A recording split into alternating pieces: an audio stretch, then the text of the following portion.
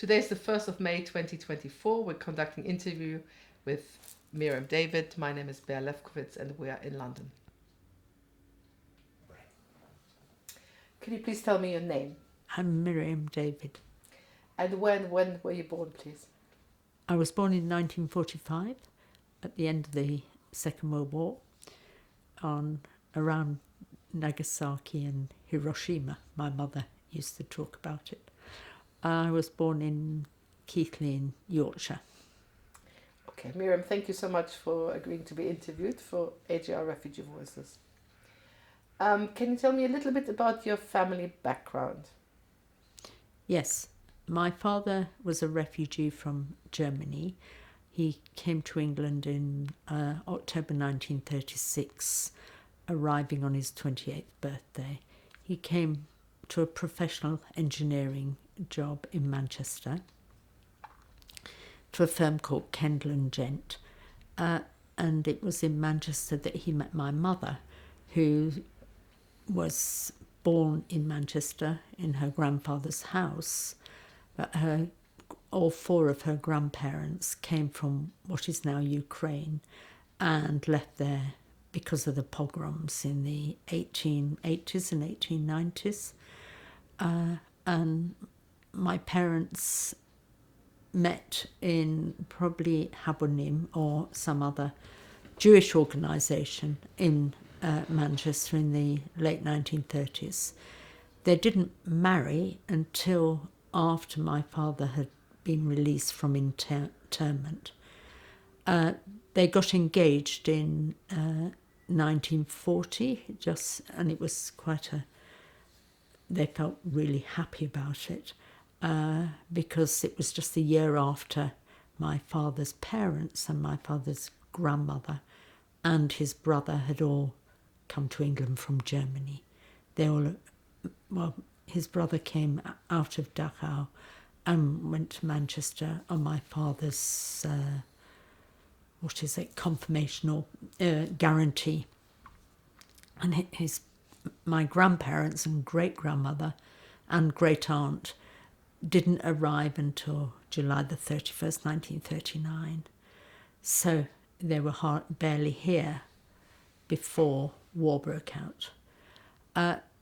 But my father wrote a postcard that I found to my mother, which said, all four arrived safely, and they flew from, we're not sure where they actually flew from, but they left first of all, I think from Cologne, not from Frankfurt. I think they probably went by train to Cologne from Frankfurt. And they flew, I think, via Amsterdam and arrived on July the 31st, 1939, quite late in the evening. But my father wrote all four arrived safely. And after I found that postcard, which I can remember about 20 years ago now, we went to visit Manchester Ringway Airport, which is where they arrived. And I just tried to feel what my father must have felt, because those 4 years, almost 4 years, between leaving his parents and their arriving must have been terribly stressful times for them. And, well, I think of refugees now as well and how the feelings are so intense during that time. So they arrived and they had to find somewhere for them to live. And by coincidence, my father and his elder brother, Ernst, had found a boarding house in a street called Woodlands Road. So there was a huge confusion about the addresses because one was 74 and one was 76. And rifling through these letters and spending hours doing it, I discovered that my father and Ernst, his brother, moved next door about 10 days after their parents arrived, and they managed to rent the house next door instead of so they moved out of 74, and 76 Woodlands Road, I think it's in Salford, became the family home, for the next, almost 10 years. But my great-grandmother and my grandparents died there. But my great-aunt moved to a Jewish old age home in South Manchester from there. And by this time, my sisters and I had been born in Yorkshire, across the Pennines from Lancashire. Okay, so I think what we should do is we'll talk more about the history and where they came from, but maybe really start with you. Yes, so you were born in 1945. So first question I have to ask you, which generation do you consider yourself? Oh, I didn't consider myself second generation until about 25, 30 years ago. I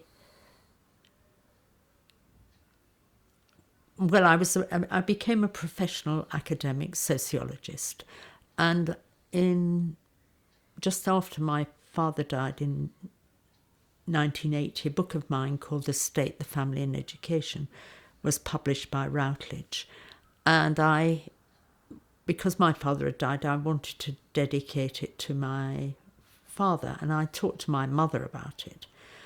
And I called him in the book a refugee, and she said he wasn't a refugee, he came to a job. And I never understood. This is in 1980, and for 25 years, or maybe 30 years more, I didn't understand her upset about calling him a refugee. I do now, and I do now because of all the talk about the Rwanda Bill or the Rwanda Act and all the other discussions that have been going on for the last 10 to 15 years. But it puzzled me for a long time. And I didn't think about joining a group. There was the centre that we spent time at recently, the Exile Centre, the German and Austrian Exile Centre at University of London. And I didn't think about joining that because I didn't think that my father was an exile. Actually, even though my mother disputed, I had to change the dedication to my father in the book because I did. It hadn't come out. I changed it to my father, who I wanted to debate patriarchy with, and I couldn't because he died. Because it was a book about patriarchy and gender, women and boys and girls in education and men and women teachers in education. It was a book about the history of it and contemporary things. It was based upon a series of lectures I'd given with a couple of colleagues at Bristol University. Right. So you changed the dedication. I changed the dedication and I took out the word refugee. So the word refugee and the idea of him being an exile weren't deeply embedded in my psyche. My parents brought us up to be Jewish, to be Zionist, which is another existential issue for me now. But there were no other refugees in Keighley. There were no other Jews in Keighley, apart from when I got to secondary school, my German and Italian teacher, who was a woman called Trudy Berger, who'd converted from being Jewish to being Christian. And she was an incredibly dedicated Christian. So I did Italian for Duke of Edinburgh's award scheme. And she took us all, there was a trip that we had to pay for, but went to Perugia to learn Italian at the university for foreigners there. And we went to Assisi, which was virtually next door to Perugia. And she was so committed to St. Francis of Assisi, and she lined us all up and she said, "Look, girls, he moves," as if she'd been moved by it. So I didn't although she was incredibly Jewish looking and spoke with a Austrian Jewish accent, she was the only one I really knew in Keighley. There was one other family who we used to go and visit. He was the dentist in Keighley, and my parents got friendly with him, and they had a son who was a little bit older than my elder sister. So he was 3 to 4 years older than us, and we occasionally went to have tea there. But they were the only Jewish people we knew. We started going to Bradford, which was the nearest Jewish community. When I was about 8 or 9, we would start going there to Hebrew classes on a Sunday, Cheder. And so I did then begin to know some other refugee families. There were quite a lot there, and the children of them. It was a mixed community, some very English Jewish families. And my parents' marriage, anyway, was what my parents called a mixed marriage, because my father was from Germany and my mother's family were from Russia.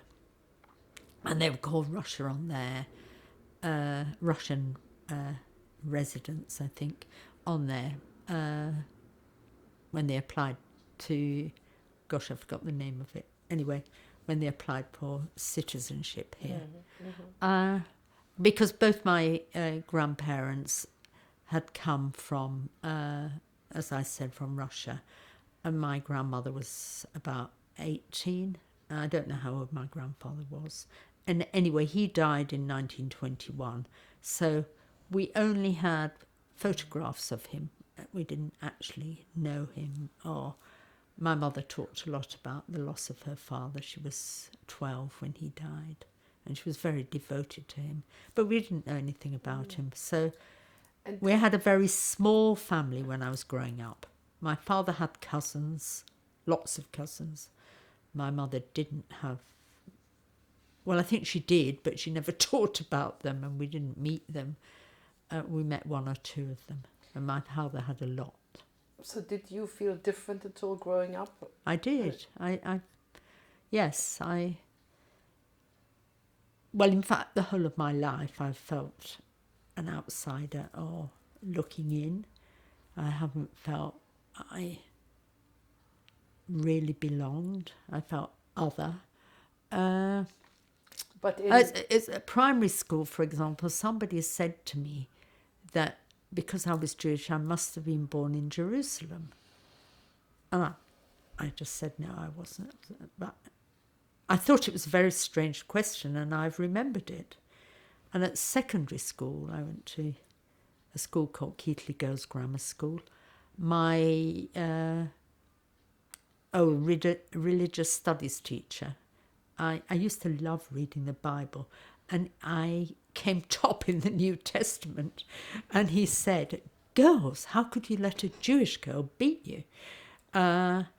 Which I didn't see at the time as an anti-Semitic comment, but it was making it clear that I was different. I wasn't part of the group.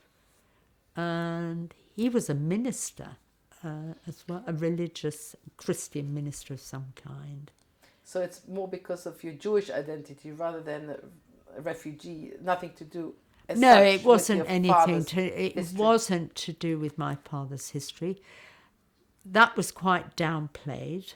He didn't. He told us a lot about Germany. He used to tell us German statements, aphorisms, whatever. He was always talking about that from school, Latin phrases. And I can... Like what? Come on then. Oh, die Selbstkritik hat viel für sich. Gesetz dem Fall tadel mich. And I can't remember the rest of it. Selbstkritik hat viel... Für mich. Für mich? Gesetz dem Fall... Well, self-criticism is good for one. Take the example of you something, and he was trying to say that self-criticism was bad. You shouldn't do it, but it was a kind of ironic statement. Mm-hmm. What else? Oh, there were quite a lot of Latin ones, and I can't now remember them. Yes. Oh, yes, one that my son uses a lot now, because I used to say it to him, and I've now forgotten it for the moment. It'll come back to me. Okay. But that was very much a part of our growing up, and we used to play. We didn't have much of a television for a long time. We used to play games around the table, sitting at the dinner table. We would play first and last letters of geographical locations and things like that. We had a very educational upbringing. My parents were very devoted to education. My mother, when we were at primary school, we used to walk to and from the school 4 times a day, and each way was about a mile. So we walked about 4 miles a day. But we came home for lunch. I never knew about school lunches until much later. I didn't know anybody that had them.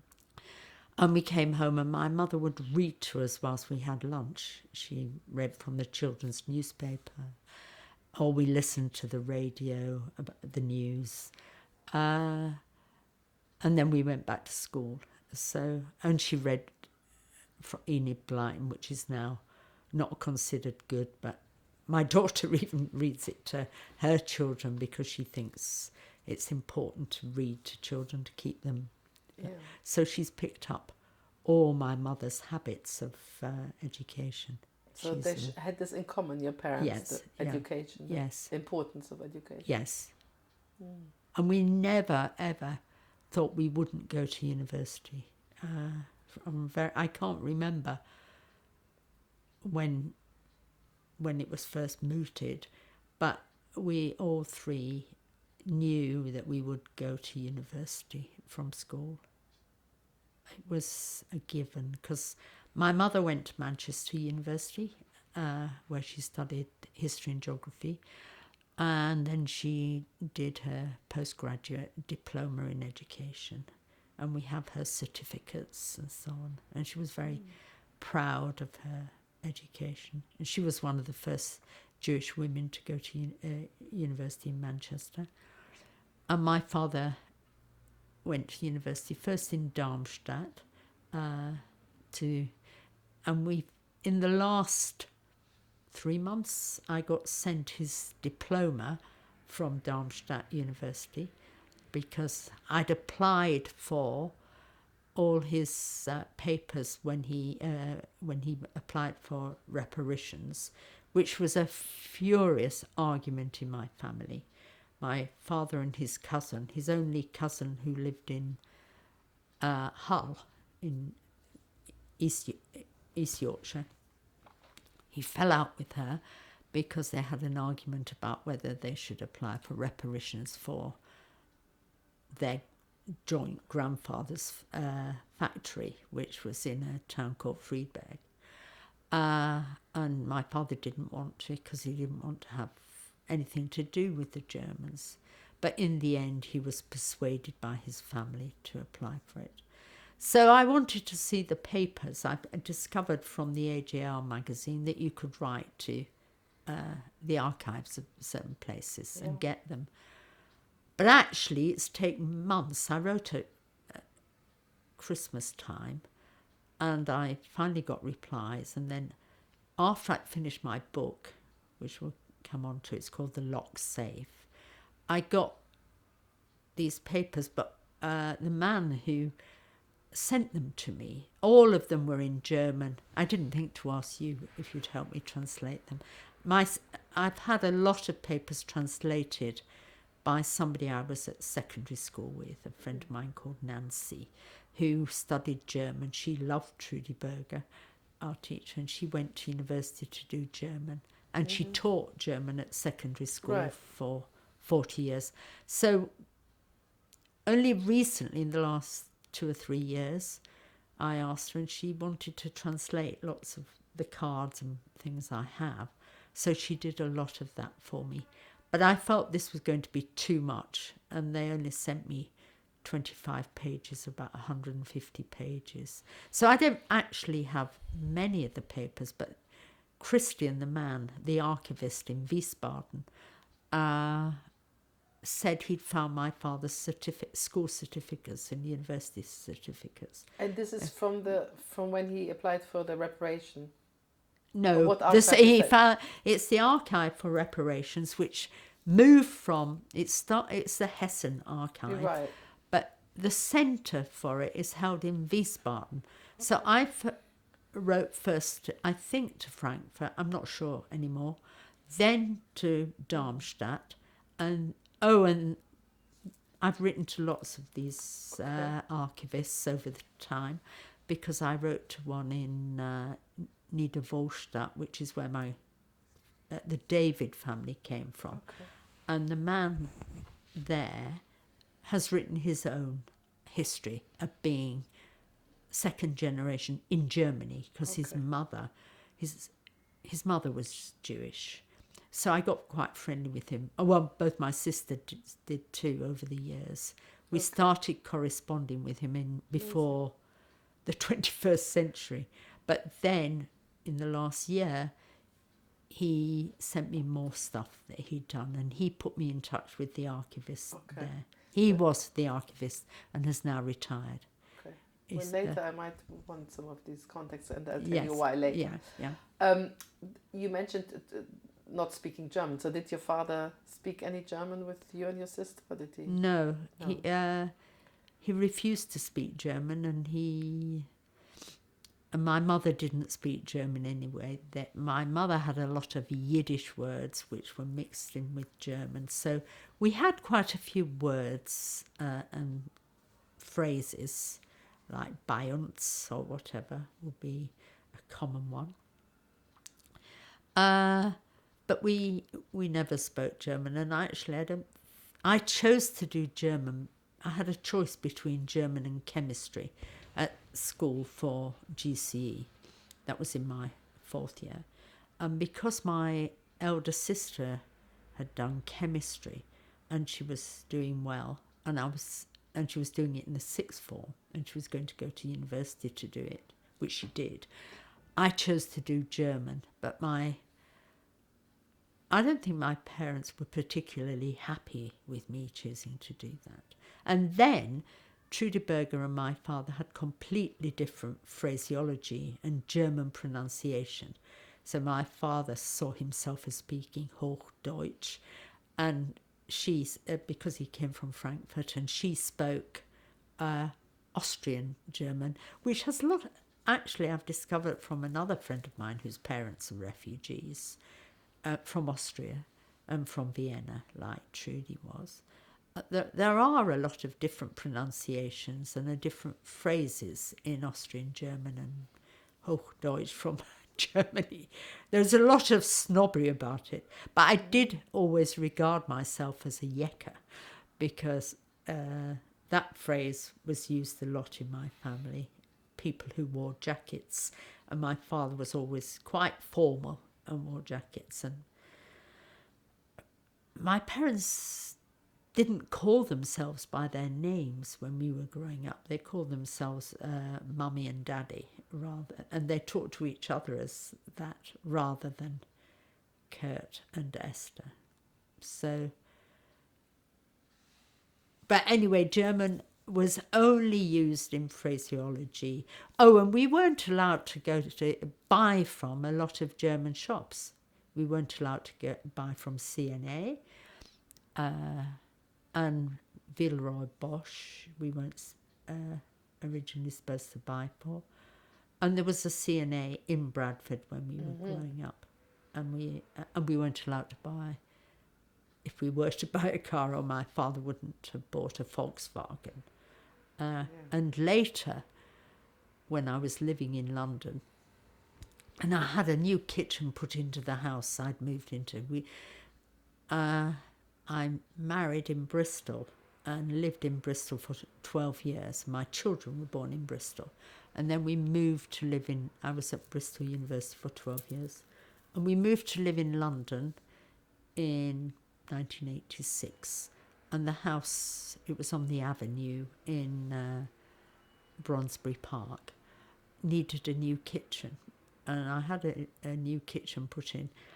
And my elder sister was convinced it was from Germany, and she was furious with me for having it put in. It was called Moben, and the name was Morris and Ben, and I think they were Jewish actually from Manchester. But she thought it was a German kitchen, and she thought I should never have had it put in. We were so imbued. So this lingered for a yeah, long time. It for ages. Well, eventually my father was upset with France and Spain's attitude, but France in particular. So he decided in the late 1960s. So he decided to go to Germany in 1970 with my mother, and he invited my younger sister and I to go with him, and we did, and we went for 4 or 5 days. And actually, my parents had driven through France to Germany, and my sister and I flew to Zurich, and my parents picked us up, and then we went into Germany. And my father was asked, as we were driving, stopping or wherever we went, where he'd learnt to speak such good German. Because he tried to get rid of his German accent in English, so he hardly ever used German. Anyway, he took us to Frankfurt, and we saw his home and saw around Frankfurt, and he lived in the centre of Frankfurt near the opera and the... What was the address, please? Mittelweg 20 in... yeah, it was one of the 3 roads near the opera. And his school was there. His school was called the Musterschule, and it still exists. It was a very famous old school. And there's now... it's not a tube, it's a station there, anyway, called Musterschule, which we saw. But we didn't see it when he took us there. He did show us the school, but the station wasn't there.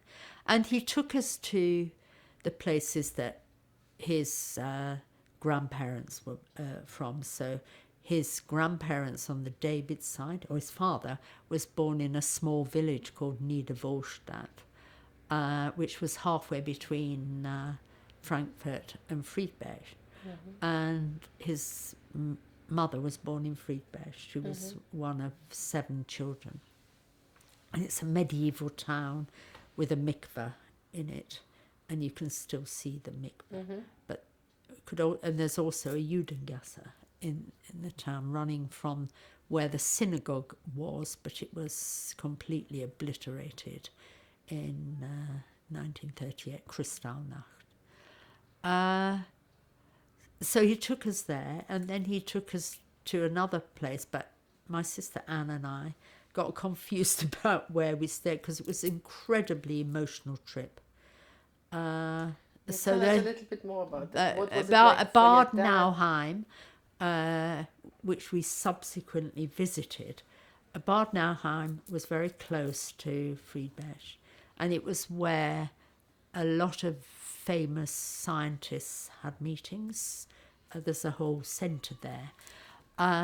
When we went back later, Bad Nauheim was near where Elvis Presley had lived when he was a GI. And he was a GI for 2 years, and he lived in Bad Nauheim. And there was a festival when we went there. I think it was for 50 years since he lived there. And there was also this celebration of the Jews of Friedberg and Bad Nauheim slightly. It was all set in Friedberg, which is where we went. It was a really emotional event again. The whole museum was dedicated to that time, for a year, to the Jews of Freiburg. And there were lots of photographs and so on, and small videos. My father's cousin, Kurt Rothschild, had done a video for, what's his name? I've forgotten his name now. The film, Steven Spielberg. And that was recorded and in the museum, and his wife and children had given artifacts to, and his elder brother, who'd lived in Switzerland during the war. So it was an amazing collection of the family. But this was way after my parents had died. So it was about 40 years after my father had died. So we went in 1970, and we also went to a place called Bad Homburg. And I think we must have stayed in Bad Homburg and visited Bad Nauheim. But Anne and I were both confused about it. But when we went back to Bad Nauheim, we suddenly realised that the photograph we had of my parents sitting on a bench in the gardens there, they're very sculptured gardens and manicured, was where we visited, and we thought it was, we confused the two, which I think was to do with how emotional it all was and how my father's feelings were really strong and affected us both. So we took photographs of ourselves sitting there, and Anne with her son Johnny as well, and the three of us sitting on this bench just to mimic where my parents had been in 1970. And I think all of that must have been in about 2008. It was 2008 when you went. When we went back. Did that first trip, did that change something for you in terms of feeling second generation or being aware of this history? It changed a lot. It did make me much more aware of the history, yes. But that was 1970, and I don't think I was in Bristol. Was I? Can't remember now. I must have been. Oh no, I was still living in London, sorry. I moved to Bristol in 1973. So yes, Anne and I went from London to Zurich. But it did change a lot, which is why I wanted to dedicate my book 10 years later to my father as a refugee. And it made me think a lot about Germany and the background. But it wasn't until I moved to London so I went to Leeds University and I did sociology there, and then I moved to London and I was a researcher in London for 6 years. First of all at the Institute of Psychiatry, then at Queen Mary, then at LSE, and then at Queen Mary College. I was a researcher with, I now have to say, Robert Peston's father, but actually Robert Peston's father became a lord. He was called Lord Maurice Peston later, but he's not known now, whereas Robert Peston is. So I was always very consciously Jewish and aware that Maurice, for example, was very Jewish, although he tried to hide it. But I didn't particularly think about my refugee background because I was only half, and I was interested in it, but only insofar as it, in a way, led to me being quite particular about the way I do things. That's what I meant about being a Yekka. Mm-hmm. I usually on time and quite argumentative and precise. And my father wanted us to be very argumentative and precise. I think he wanted me, I don't know why, to be the one who argued with him more than my two sisters. So there was an occasion, which I'll never forget, when I was about 17 or 18, sitting around the dinner table, and we were talking about our backgrounds. And my father didn't, kind of became very buttoned up. And I can't remember exactly what it was about, but I asked him about his friends who he'd started talking about, who he'd lost. And my mother was furious with me for having asked him this. And he started to cry about it. And he mentioned, I think we knew vaguely about this before, but he mentioned one of his friends who'd gone from Berlin, yes, I think it was from Berlin to Russia, because my father was quite left-wing in his days in Berlin. And one of his friends had become a communist and gone to Russia and died there. And several of his other friends had gone to Paris and other parts of France. Oh, I think one or two had gone to Israel, to Palestine. Yeah. And he often talked to us about wanting to go to Palestine but couldn't afford it, because in the 1930s, if you wanted to leave Germany to go to Palestine, he said at the time it was about £2,000, and he didn't have that kind of money. And he did want to keep his profession, so that's why he came to England rather than go to Palestine. And anyway, at that time in the early 1930s, or from 33 to 36, his parents were refusing to leave Germany. They thought of themselves as German, although Jewish, but very proper Germans, and they didn't consider leaving until very, very late. What was your grandfather's profession? He was a wine merchant, and he was a very successful wine merchant. My grandparents, they were called Adolf and Clementine. David and Clementine Rothschild became Clementine David. Yes, they were very upright, wealthy. Well, my grandfather, I think, was probably a bit of a bon vivant. Based in Frankfurt, yeah? Based in Frankfurt, yes. And his office was in Frankfurt. But my father was very good at school, so he went to university in Darmstadt, and then went from Darmstadt to Berlin, where he met his professor, who, it turns out, became a rather famous professor. He was called Schlesinger, also Jewish. And my father became his assistant after a couple of years and started doing, I think, I'm not sure about this, but I always thought it was his PhD. But then Hitler came to power, and I've discovered and written about it in my book, that there's a whole web on the Berlin Technische Universität now. There's a whole page devoted to Schlesinger. Oh, what was his first name?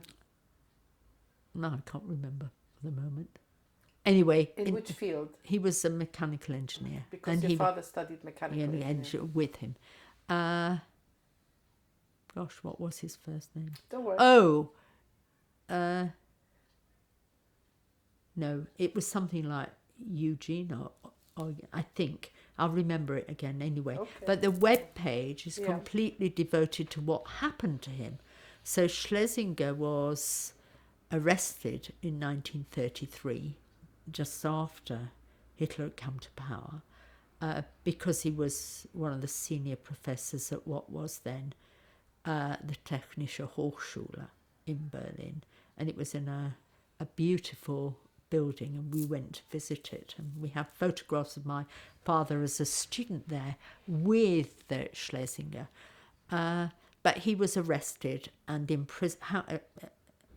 I think he was only in house imprisonment, not in prison probably, but he was imprisoned in his home for almost a year. And First of all, he was in prison, and then he was released, and then he was imprisoned again. And then in the end, he was forced, he must have been in his early 60s by this point, but he was forced to leave Germany without a pension in 1934. So he went first to Switzerland, then to Belgium. And I've discovered in my father's papers that my father corresponded with him the whole of this time. So my father left Berlin after Schlesinger did, and went to Neisse, to a mechanical engineering firm in Neisse, where he discovered that he was building armaments, basically, or the machine tools to make armaments, and that Hitler was preparing for war. So he decided to leave. How do you spell Neisse? Neisse. It's no longer in Germany. It's on the what was the Oder-Neisse line. Oh, Oder-Neisse. Okay. Yes, it's a medieval town on the River Neisse, and it was very far east. It was in what became East Germany, Yeah. and on the border with Poland. It's now in Poland, Okay. and it's got a different name. Right. But So that's where he got his first job. yes, after being with Schlesinger in Berlin. And then he made the decision there. Yes, To emigrate. To emigrate. And he did seek Schlesinger's help with where to get jobs. So he did apply for a job in Romania. I know that from some of his letters and correspondence. But it obviously didn't work out. And then we don't have the details of how he got to Manchester. So he got a job in Manchester. As a mechanical engineer at a firm called Kendall and Gent, which is a very old machine tool firm in Manchester. It was built in Victorian times, and it's since closed down. But it was from there that my father was arrested and interned. So he, in a way, he wasn't treated dissimilarly to Schlesinger when he was in England. Schlesinger actually went to Switzerland, then went to Belgium, and my father visited him and had dinner with him when he left Germany. And I don't think he left from Neisse. I think he went back to Frankfurt, and we've got pictures of him saying goodbye to his grandmother in Niederwolstadt, his grandfather, who was called Tobias. And I called my son Tobias, or Toby, after my great-grandfather, because I liked the name. Had died. He died in 1921 as well. So was your father the first of his family to leave Germany? He was the first of his immediate family, but he wasn't the first of his cousins. Several of his mother's brothers and sisters' children went to Palestine in 1934, 35 or 36. And how many siblings did your father have? He just had one who stayed, who worked in his father's wine merchant company. Well, he was expected to, and he was an obedient son. He was the one who eventually, after Kristallnacht, was taken to concentration camp to Dachau. We always thought that my grandfather and he went together, but Ernst's daughter, Joan, lives in Washington, near Washington now, and we were friendly with her throughout, although since Trump and since what's happening in Israel, Palestine, Gaza, we aren't so close. But anyway, she and I went to the museum in Washington and discovered that only her father went to Dachau and our grandfather didn't go. There were no records of him having gone, but there are records of Ernst having gone to Dachau. And what happened to them on Kristallnacht? Do you know? Well, on Kristallnacht, by then my grandparents and my great-grandmother and great-aunt and Ernst were all living in Mittelwelt-Schwanzig.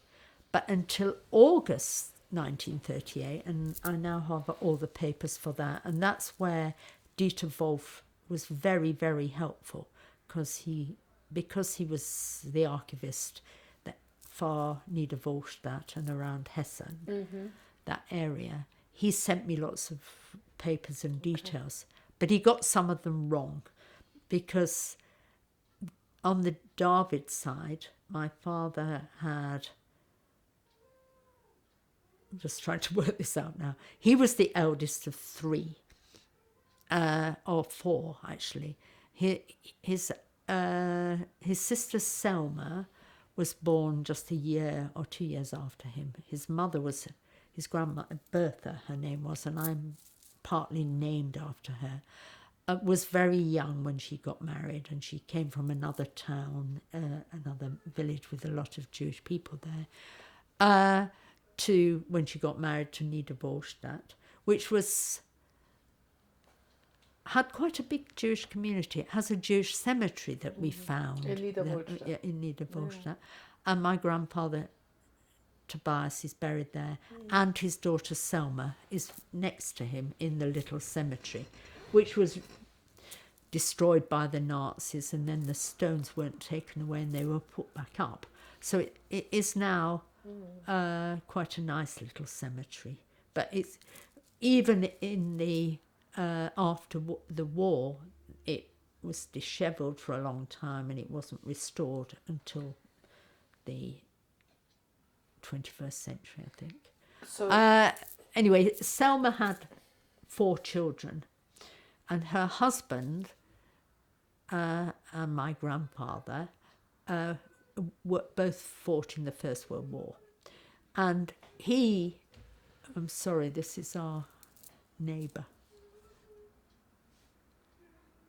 We can't stop him talking. Oh, okay. Anyway, Selma had 4 children, and her husband and my grandfather fought in the First World War.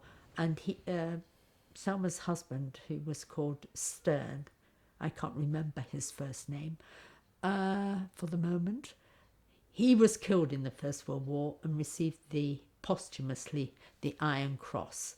And we've now discovered, very recently, from the papers, a jumble of papers of my grandfather's, that my grandfather applied for a certificate to show that he's a certificate of honour that was given by Hindenburg. It was to be given by Hindenburg 20 years after the First World War, at the beginning of the First World War. So it was going to be in 1934, 35.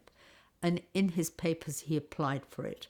But Hindenburg then died and Hitler came to power. So actually my grandfather got it from Hitler. But I'm sure he wanted it in the hope that he would be seen as an honourable citizen. yeah. And a lot of Jews actually applied for it in the 1930s. But it didn't save him. No. So what happened to him? He stayed in Germany until 1939, and then my father eventually persuaded his parents, that they had to leave.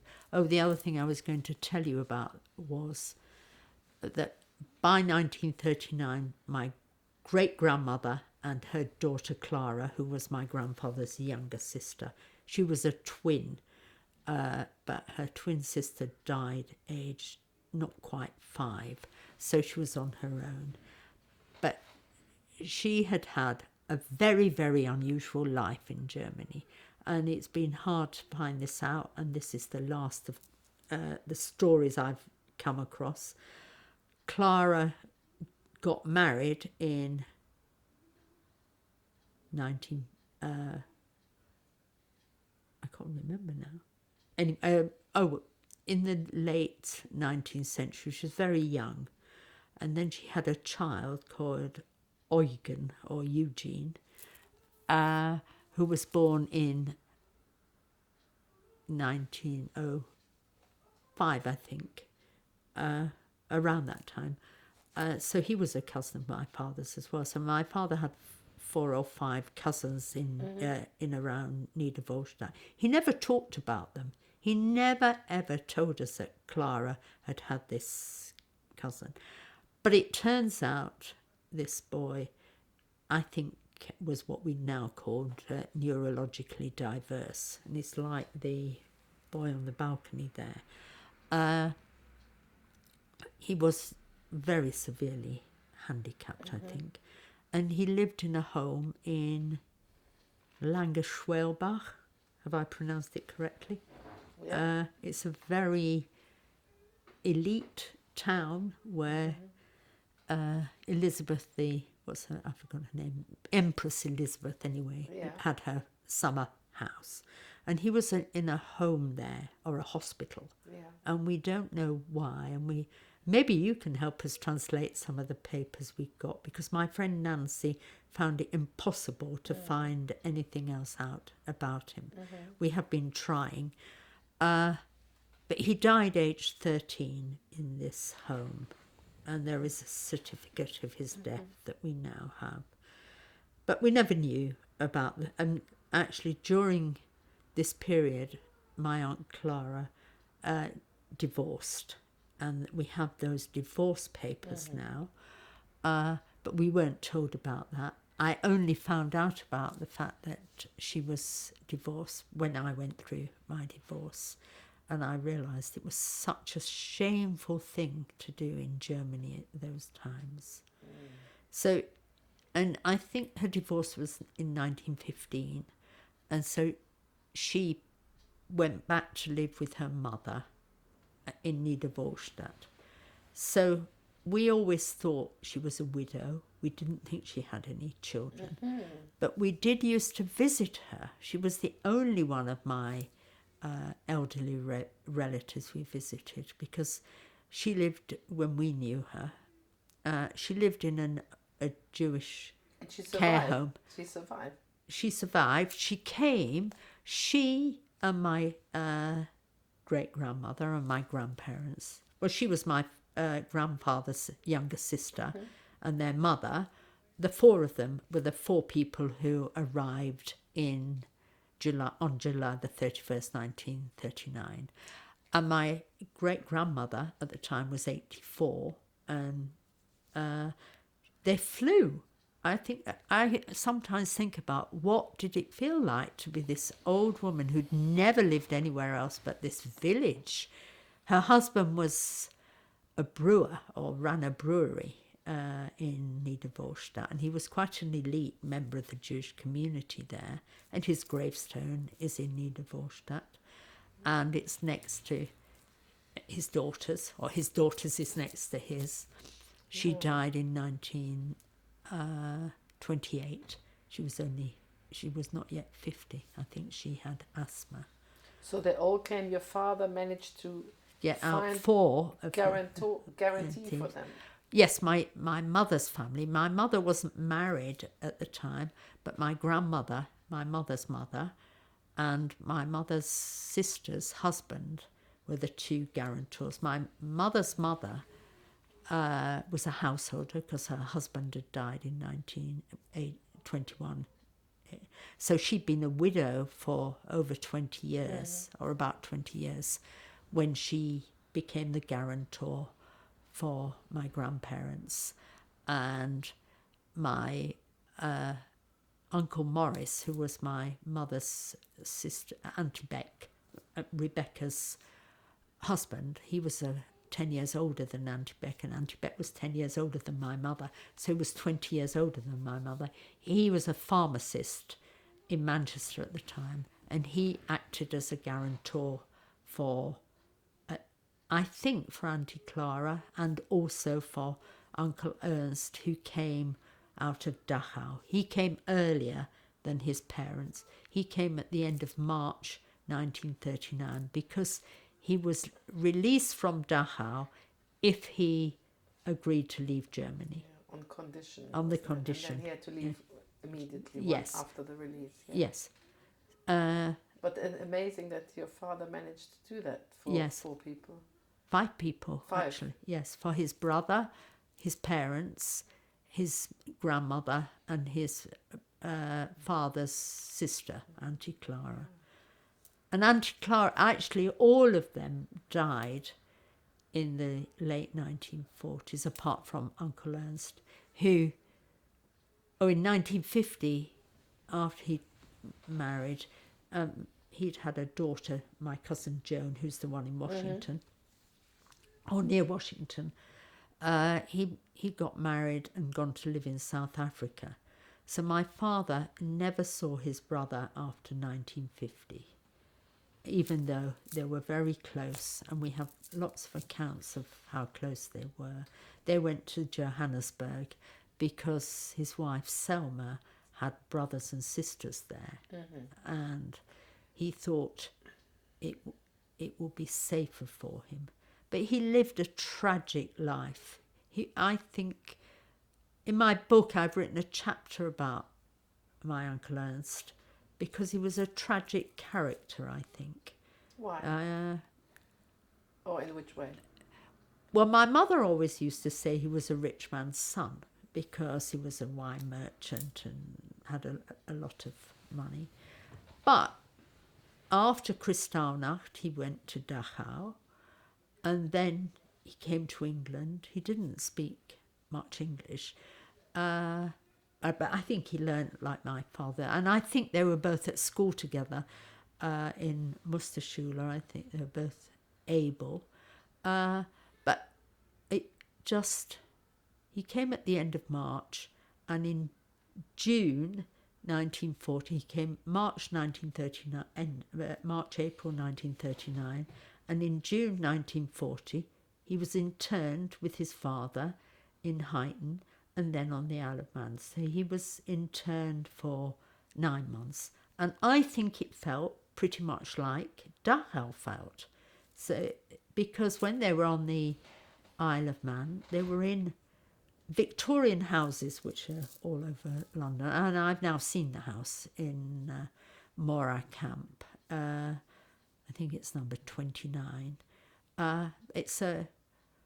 It looks like an ordinary Victorian house, but about several hundred men were in that one house. There are about a terrace of about 10 or 12, maybe 20 houses. Yvonne Creswell, who you probably know, who's was the archivist on the Isle of Man in Douglas, took us. We were supposed to go on a tour with AJR, but my husband had a knee operation, so we couldn't go. So we went in the July instead, and Yvonne gave us a specially designed tour around Douglas and then to Mora.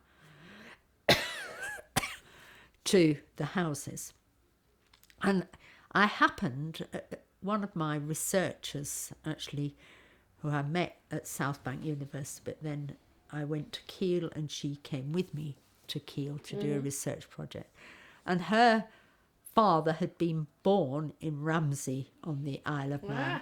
So she told me a totally different side of the Isle of Man from what my father and his brother experienced. But is there any evidence from your uncle how he experienced, or is it how you think he? Do you see what I mean? Well, it is only how I think he experienced it, but he did. I know from Joan that he found it impossible to get citizenship in South Africa. And he tried to get citizenship in Rhodesia, but couldn't. But that he left, or Joan's parents left South Africa, left her at school in South Africa when he started getting treatment in Rhodesia. He was first treated for his Parkinson's in Rhodesia. And Joan told me, so it's only from her, that he was told that the problem with his nervous system had started in Dachau when it was freezing cold and there was no heating, and it had affected his limbs, and he developed Parkinson's or a neurological condition from his life there. And he died, I think he was age 61, he died in Johannesburg. He'd gone back from Rhodesia, but he had a very checkered life there. And he had problems getting work in England. I don't know what he did for those 6 months before war broke out. And he did photography. He had a dark room, so he might have done something to do with that, or he was a tool maker.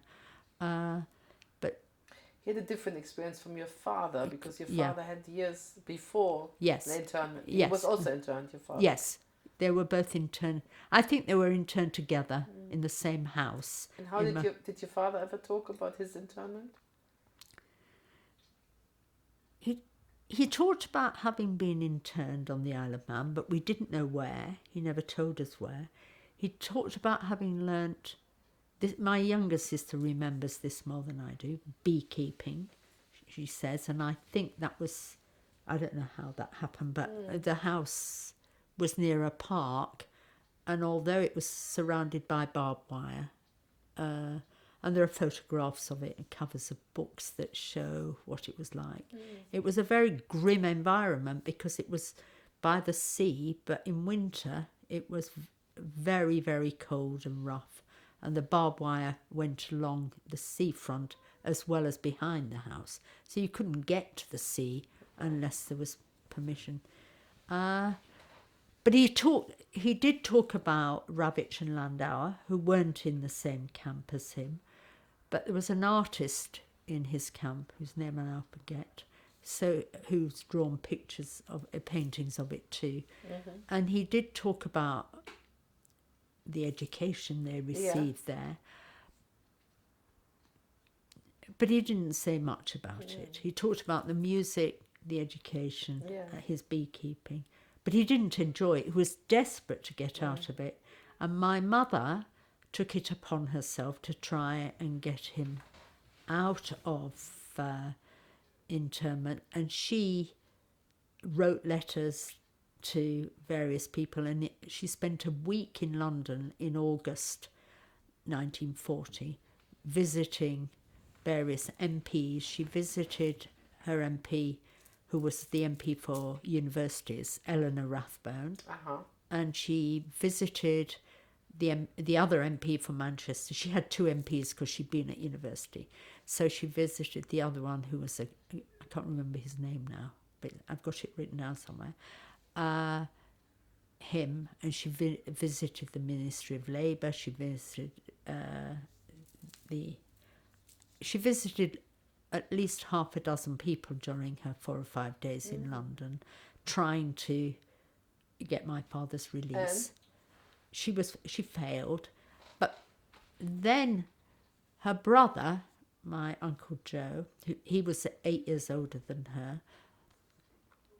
her, actually joined the Air Force aged 39 or 40, and he was stationed in various places, Didcot in the end, but he had a time in London as well. And she asked him if he would go and visit Schlesinger, because Schlesinger had left Belgium. My father visited him there in October 1936, and he stayed there. Schlesinger stayed in Belgium teaching at the university there for 3 years, and then arrived in England sometime in 1939, and I don't know when. But Jonathan Aylan, who was at the conference we went to, he's done work on Schlesinger for some book of autobiography or biography, sorry. And he also, because Jonathan Aylan was at UMIS, which is now part of the University of Manchester, Manchester Institute of Science and Technology, and Schlesinger's son-in-law is the person that Jonathan's done work on, and he was a year older than my father, also in Berlin at the Technische Hochschule, and he married Schlesinger's daughter. So, and he became, after the war, way after the war, a professor of machine tool engineering at the university. And Jonathan's written all about him and is convinced that what's his name? Begins with a W. I've forgotten for the moment. He must be on this photograph that I've got. I recognise my father on it, and I know that Schlesinger's on it because he's obviously the older man in the photo. Right. But he's surrounded by male students on the photograph outside the Technische Hochschule in Berlin. So where did Schlesinger come here to England? Where did He go? went to Loughborough, Loughborough. which at the time was an institute of science and technology. And it set up a research centre that later my father did become involved with. But we can't find any evidence of my father's papers. I tried through the Institute of Engineering and Technology, IET, but their records are very... They produced one paper of my father's that he gave in 1946. And I'm sure if he gave one in 1946, there'll be more. But they... And was Schlesinger, was he also interned? Because... No, he wasn't. He was. Because he was seen as a rather useful man for the war effort. Right. Because the machine tools they designed, that my father learned to do, built aircraft, and that's what my father had been doing in Nysa, which is why he'd gone to do a job that was linked with Schlesinger's work. So parts for aircraft. Yes.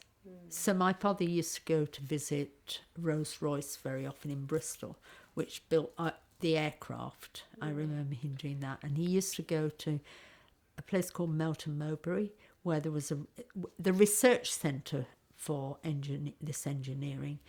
It went from Loughborough to Melton Mowbray, and my father was very involved there as well. But also you said before that he was released from internment to... He was released to a machine tool, a machine operator job. So he was operating the machines he had designed, or he tried to design, because that was his job in Kendall and Gent, to design the machines to make the parts. And then for the war work, that was part of his war work?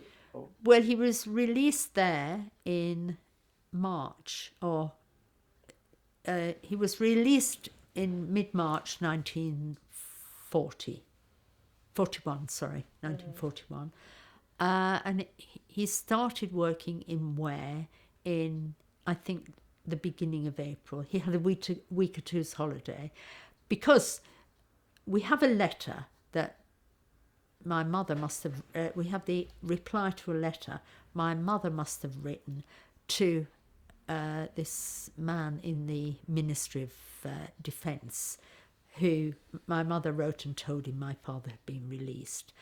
And this was a result of my mother's campaigning. It hadn't worked in the August, and it took until March 1941, so how many months is that? 8 months? Yeah. Before he was released. But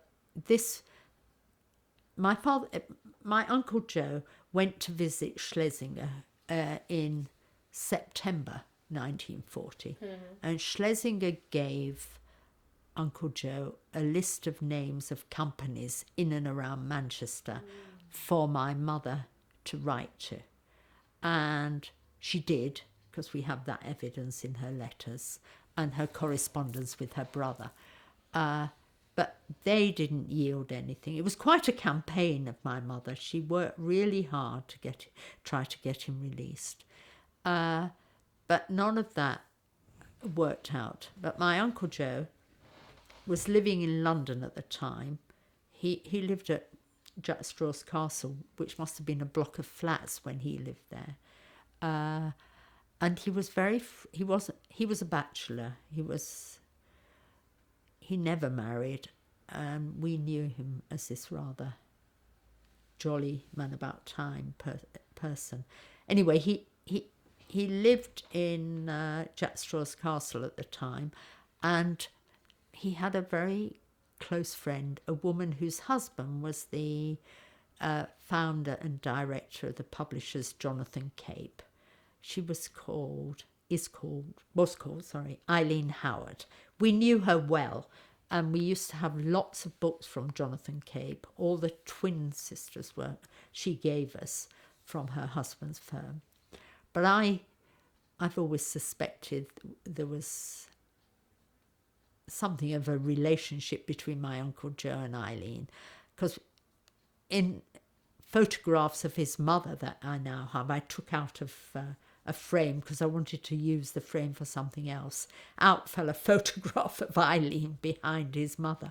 So who knows? Anyway, who knows what was. Eileen was very helpful to him in getting contacts for my father's release. Her father was on the GLC, and she knew or met, we don't know how this happened, but I've got all this correspondence, Norman and Helen Bentwich, and after the war, way after the war, when I was first moved to London in the late 1960s, my Uncle Joe took me to visit Norman and Helen Bentwich, who live in, do you know where they live? By the pond at the bottom, on Hampstead Heath, the Vale of Health it's called. And there's a plaque on their house now. And they wrote a book that I've been passing around people recently, because they wrote a book called Mandate Memories. He was the first, this is a digression but quite important for nowadays, he was the first Attorney General for Palestine in he became it in 1918 or 1920, under the High Commissioner. So he wrote a lot about his experiences there. And Helen, who came from a very famous family as well, the Franklin family, she was Rosalind Franklin's aunt, didn't like living in Palestine, and never liked it, and so they used to come back and live in England.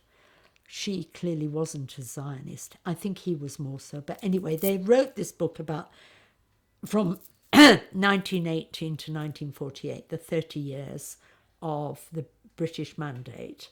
And they, from 1931, the British government didn't want Norman Bentwich to be Attorney General anymore. I think they were trying to be more even-handed about Jews and Arabs in Palestine. So eventually he was given a part-time position at the Hebrew University. And so he spent half the year at the Hebrew University and half the year in London. Helen, meanwhile, got politically active with the Labour Party, and she became chair of the Education Committee of the London County Council, which was the precursor of the GLC and the Inner London Education Authority. So she was quite senior, right. And in that book, Norman doesn't write about it, but he was involved later during the war in the, I suppose it was up to 1948, but he doesn't mention this in the book. He was involved in the rescue of 3,000 Jews. And my friend Claire Ungerson has written a book, you might know it, called 3,000 Men, who were rescued from Germany. And that was largely to do with Norman Bentwich. Build up Kitchener camp. Yes.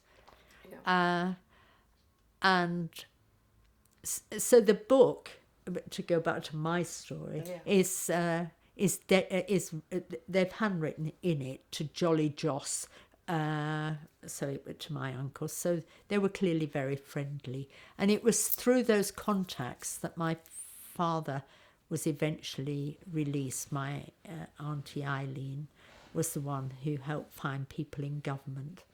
And sent to where was he sent? He was sent to this firm. I'm sorry, I've forgotten its name. He worked there for 3 or 4 months. Oh, more than April, May, June, July, 4 months in Ware. I think I mentioned that to you before. He was very unhappy there because he'd, once released, he'd always planned to get married, and his marriage was to be in Manchester. And we've got a pile of letters that arrived in that brown bag there, the one by the box, that my nephew brought me when he sold the house in Crichton Avenue.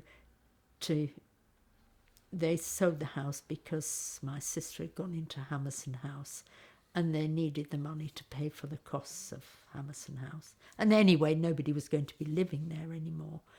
And secreted away in one of the cupboards was that brown bag, which was full of the letters my father wrote to my mother in the 3-month period he was in Ware, and he wrote one a day or something. A lot of them are my grandfather's headed notepaper that was no longer useful. And because paper was scarce, he used up this paper writing to my mother. So I've written a whole chapter from about... Germany, the headed newspaper. They brought it to England from Germany, yes.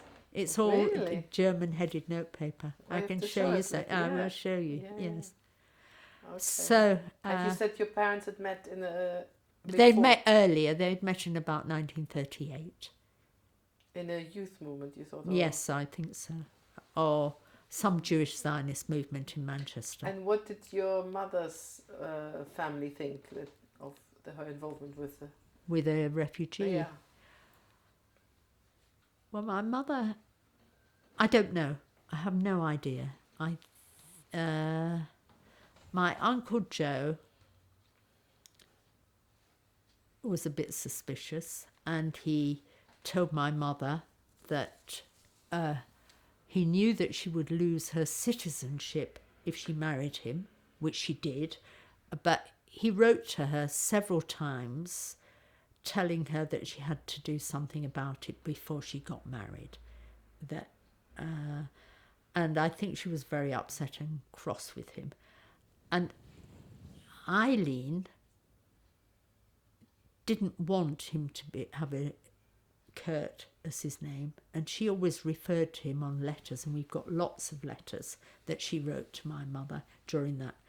Well, from about 1940 to 46, 47, she would always call him Dick. He had never been called Dick. But actually, I've just realised this is a completely different train of thought. My grandfather, my mother's father, called himself in Yiddish Nick on... It's only just crossed my mind as I was saying that to you. He called himself Nick on these letters he wrote to my grandmother. He had asthma, and he went to France for a month or two to a spa to take the waters to cure his asthma, and he wrote letters postcards which we found in that other album there, back to his wife and to Uncle Joe and his daughter Auntie Beck about being in this spa town. And actually it didn't cure him. He came back to England at the end of August, I think. He was there for a month or two, and 2 months later he died of asthma in October 1921. So, but these 4 letters that I had to find, I don't know any Yiddish because it's in Hebrew writing, but in German. So you said your mother lost her citizenship when she married you. When she married my father, she lost her citizenship because that happened to all people, I think men as well, marrying, no, only women. It happened only to Only the women women, yeah. marrying enemy aliens. Yeah. And I know somebody who'd written up a bit about that as well. Anyway, I don't know whether you know a woman called Pat Thane who's written about the changing laws of nationality and citizenship. So when you were So born, were they both stateless, or were they by then already my father was still stateless, but my mother was told that if she paid 10 shillings, she could buy back her citizenship. So she was a great campaigner. So she got a lawyer who was related to an MP. He was called Leslie Lever, and I think the MP was called Harold Lever. Leslie Lever was a friend of my mother's from university, and he wrote letters on her behalf to get her citizenship back. So she got married on June the 22nd, 1941. My parents married that day, which I now know was also the start of Operation Barbarossa by Hitler. But I'm sure my parents wouldn't have known about it because they wouldn't have known until a few days later what was happening. Anyway, she then got Leslie Lever. She'd invited him to the wedding, but he didn't come. But she got him involved in helping her write letters to get her citizenship back. And we have a couple of his letters about it. And we have the letter that said she had to pay 10 shillings to get it back. And she did so. And we have her certificate, which was buried in that brown envelope, bag as well. Her certificate of renationalisation, it's called, which she got I think in December 1941. So she was British again, but my father remained stateless until he got naturalised in 1946. So I was born to a stateless man, but a British citizen, and so was my elder sister Judy. But my father then got his certificate, which we also have, in 1946. And this is the other bit about my sad Uncle Ernst, because he applied for citizenship and his record was closed for 100 years? Yeah, it was probably closed for 100 years. And it said so when I went to Kew Archives. It said this man's record is closed. But then I applied to Kew to have the records opened, and I argued that my cousin, who's 6 months older than me, would be over 100 when she was able to see the record. And during lockdown, for some reason, they were incredibly lenient. Right. And they sent me A2 or A3 photocopies, which I have still, of all his file in July or August 2020. So I have this massive file of why he was denied citizenship. He was denied? Well, he wasn't in the end. They agreed to give it to him. But it was because he filled in, or his solicitor had filled in the records wrong. And they'd put the wrong job on his form, which job he did. He got out of internment to be a farm labourer, and then he got ill again, and I think it was the start of his Parkinson's. And so he then got another job as a jewellery cutter. And because I think he put farm labourer on the form when he applied, not jewellery cutter. Yeah. So they thought he was lying or something. Anyway, they closed his record, and he didn't get his citizenship until I think the beginning of 1947. And they said, did he want? They thought he might want to go back to Germany, which he didn't. But the experience for him, I don't think, was a happy one, and he ended up. They flew as well. My cousin Joan told me, she was 5. They flew from England to South Africa, to Johannesburg, which is where she went to live. So I hardly knew her when I was growing up as well. So, Miriam, listening to you, you've done all this amazing amount of research. So tell us what made you do all this research, and you have a book forthcoming. So, and why you're doing it? I did the research partly because I did get involved in being second generation, and partly because I like doing research. I'm a social researcher and social science researcher. I've done lots of research projects, and I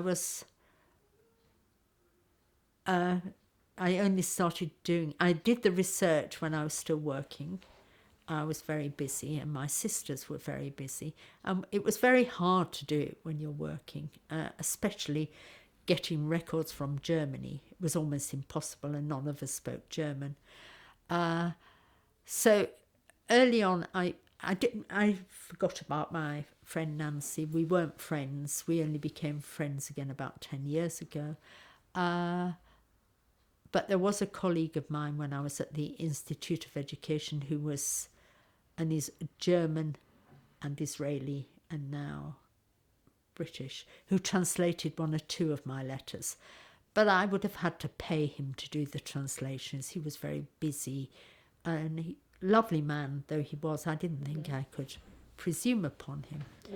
And I didn't do what my colleague, who I edited the book about debating the zeitgeist, did. I think she learnt to speak some German, but also she had a woman called Irena Fick do a translation for her. But I didn't know Irena very well, so I didn't think I could ask her. So it took a long time. I didn't start doing it until after we found that box in 1996. And it's only slowly, so I got the bag of letters I didn't get until 2022, so it's only 2 years ago now. Yes, it was 2 years ago in April that I got it, because it was on my husband's birthday. My nephew came round and said, this might be of interest to you, we don't want it. And it had been tucked away in a cupboard. So that was the last lot. Oh, and my sister Anne had that book of postcards of my mother's family. And actually I've ruined the volume because I've torn the paper taking the postcards out. And they were in such a jumble. But I did find these 4 really moving postcards in Yiddish about my grandfather. But once I started doing it, this is the Yekker in me, I was determined to finish it, and I wanted to finish it as a book about me and my family and our background. I saw it, and this is what I've written about, I saw it as finding out about my backstory. Who was I really? There's a whole lot about identity politics now, much of which I disagree with, and I'm very taxed about the whole debate about gender identity. And I know I have arguments a bit about that with my son and daughter, who lean more towards the more helping people with their well-being. But it was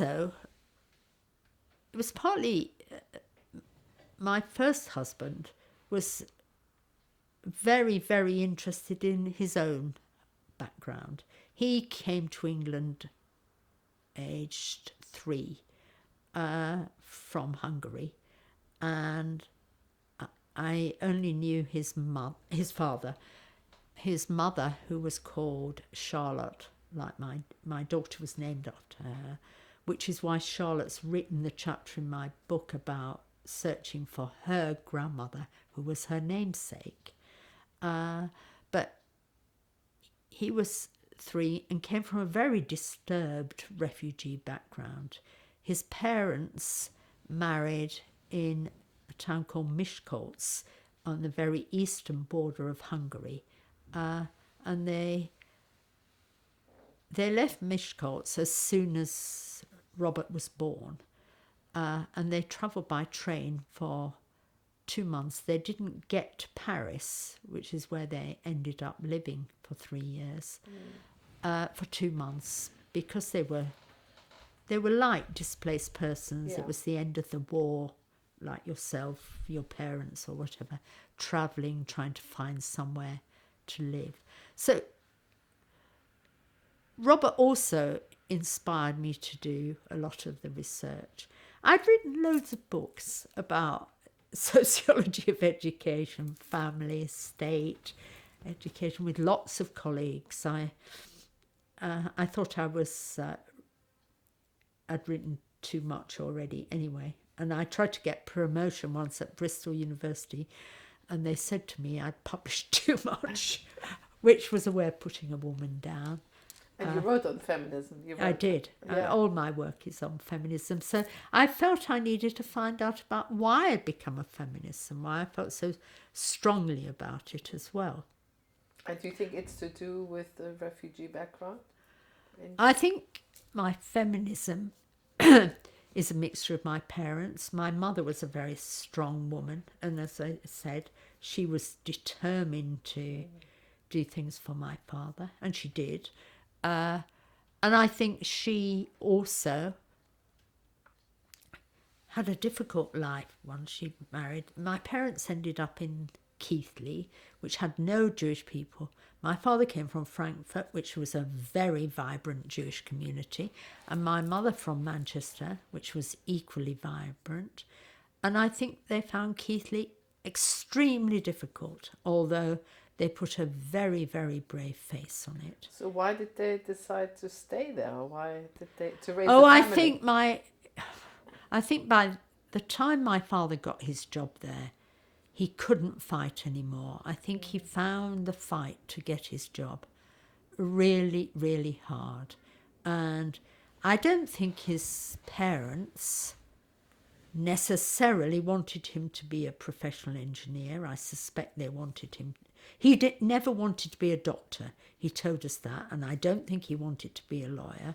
He was a very good scientist, and he was very good mechanic. He built his own radio in the 1920s and things like that. But I think he was quite learned as well. But I think he just the fight wasn't in him at that point. Later, they moved when I was 13. So in 1958, they moved to the Jewish community in an area called Nabwood, which was on the border of Bradford. It was only about 8 miles from where we lived. Mm-hmm. So we then did get a community my parents were very involved with. So at some point they did decide that. Yes, my father became head of the education committee of the Cheder. What was it called, the synagogue? The Bradford. What was it called? It was the Orthodox congregation in Bradford. There was a liberal synagogue, a reform in Bradford as well, which is where German Jews had come to Bradford in the 1860s as woolen merchants. But we didn't join that one because my mother was more familiar. And I think my father's... Well, he was in a synagogue, which... What was his... Where did he go in France? He went to a synagogue called Unterlindau. And we have a photograph of the plaque on the wall of where he was completely eviscerated after Kristallnacht. Because I wonder whether he knew, in Belzer Square Synagogue, there was Rabbi Salzberger from Frankfurt. I think he probably did know him, but Rabbi Salzberger was Jonathan Wittenberg's grandfather. Yes. Yes. Yeah. Well, my two sisters go to the New North London Synagogue. And my elder sister, who's now in Hammerson House, was a founder member of the New North London. Oh, I see. My younger sister started going there later. She's married to a man who was born in India, Indian Jew. So her interest in this is much more distant than mine. I think my older sister was equally interested until she got ill. And so I feel I'm carrying the torch for my family. And otherwise, the David side of it will die out. And I think my mother has an interesting story to tell as well. And I feel very... That's what you did in your book now. Yes, yes. So I've written about both of them. And then Charlotte has written this beautiful chapter about searching for her grandmother, who she never knew, also called Charlotte Reiner. So... just before we talk about the forthcoming book, tell us a little bit about the first book you were involved in editing. Oh, the Debating the Zeitgeist. Yeah. Because that's a specific second generation book. Yes, that came out of my growing interest in talking about being second generation. I can't remember when I joined the AJR, but I joined a thing called the Second Generation Network, which is kind of tangentially related to the AJR, and it had its meetings. I remember going to the meetings in... it's off Euston Road. Not the Wiener Library. Wiener Library. The Wiener Library, yeah. But it was it's not where it is now. No. I remember when it moved, and I was involved in discussions about its move to Russell Square. It was Devonshire Street, that's right, thank you. Yeah. And that's where some of the second generation meetings were held. And I did a session in the library there on Frankfurt, and my father coming from Frankfurt, and several people came who had relatives from Frankfurt. So, how did you find the Second Generation Trust, or how did you come across it? Yeah, through AJR, I think. And neither of my sisters were either particularly interested in joining it, and nor was Robert, interestingly, although I got to know Marilyn Moose through that. I didn't know her before, but she was part of a network I was involved with. I've known Claire Ungerson for a very long time, so I knew about Claire writing her book about 3,000 Men, and I did tell her about knowing about Norman Bentwich, but I don't think she followed up my contacts at the time. And she wasn't involved in second generation either. It is interesting, and it's still a question for me, who are the people that get involved with it? Yeah. Because... And at what point in their lives? What point in their life? That's for me interesting. Yes, because neither of my sisters were particularly involved. I think my sister Judy, she came to the Frankfurt meeting, I think, before she got ill. And we wrote together, my sisters wrote something. We also got involved with Trudy Gold and... Oh gosh, Trudy Gold did something before JW3. LJCC. Yes, at the top of LJCC. Yeah. Trudy had several meetings, and there was a woman there whose name I now forget, but she was part of the group of children that left Germany in 1945 on a plane with Rabbi Schoenfeld. No, not Schoenfeld. Left Germany. Yes, they came as and they came through Anna Freud, and they were those children. I've got the book over there. I'll show you. The Windermere children. Windermere children. Yeah. Anyway, my sister Judy had met a man called Denny Munch when she was a student. Right. She lived in the East End in a house on Commercial Road. I can't remember its name now. And she met Denny there, and he became a family friend. She kind of adopted him, and he was one of the Windermere children. Okay. And he knew this woman who's younger. She ended up living in Bradford for a time. I've forgotten her name, but a lovely woman. And she knew Denny too, and they're both on the cover of the book. So I got fascinated with Denny's story. He sat on Rabbi. Oh God, what's his name? His daughter's also a rabbi. He's no longer alive, but Denny sat on his lap on the plane coming over, so the apocryphal story told us. I don't know whether it's true, but and then... I think it was Rabbi Schoenfeld. I mean, certainly the Windermere children. No, Schoenfeld's the man who found in the Hasmonean, because I know about Schoenfeld from Robert. Can we stop the taping? Can I find his name for you? Yes, you can. Yeah, so it was Joanna Milan who... Joanna Milan and Trudy Gold encouraged us to write our stories for teaching purposes. So Julianne and I did this, and we wrote, in the end, we produced a very long PowerPoint, about almost 200 slides for the talks. And in the end, we sent it to all our grandchildren. Sorry to just go back. So was the idea... The idea was to go into schools and do these things. So it was the kind of predecessor of generation to generation. Yes. We're doing it now. But the idea was... Yes, and it was Trudy Gold was doing work at that centre.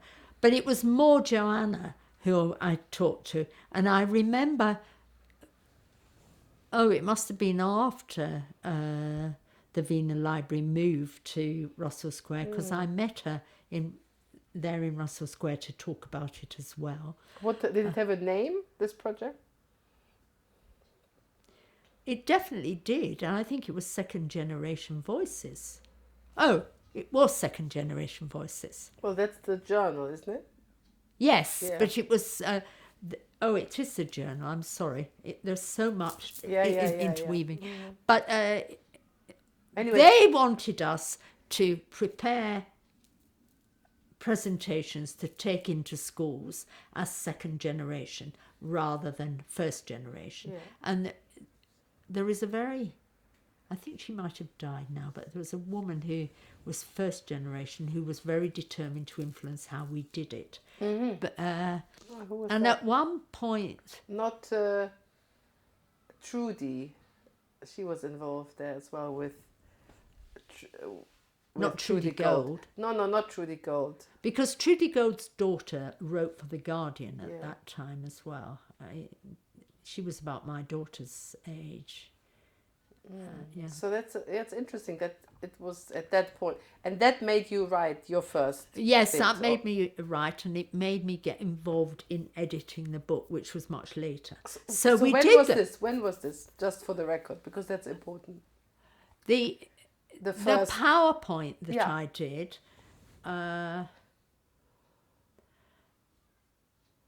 was around the time we went to the exhibition in Friedberg, which was in 2008, which was about the Jews of Friedberg. They tried to recover those stories, and so the PowerPoint then.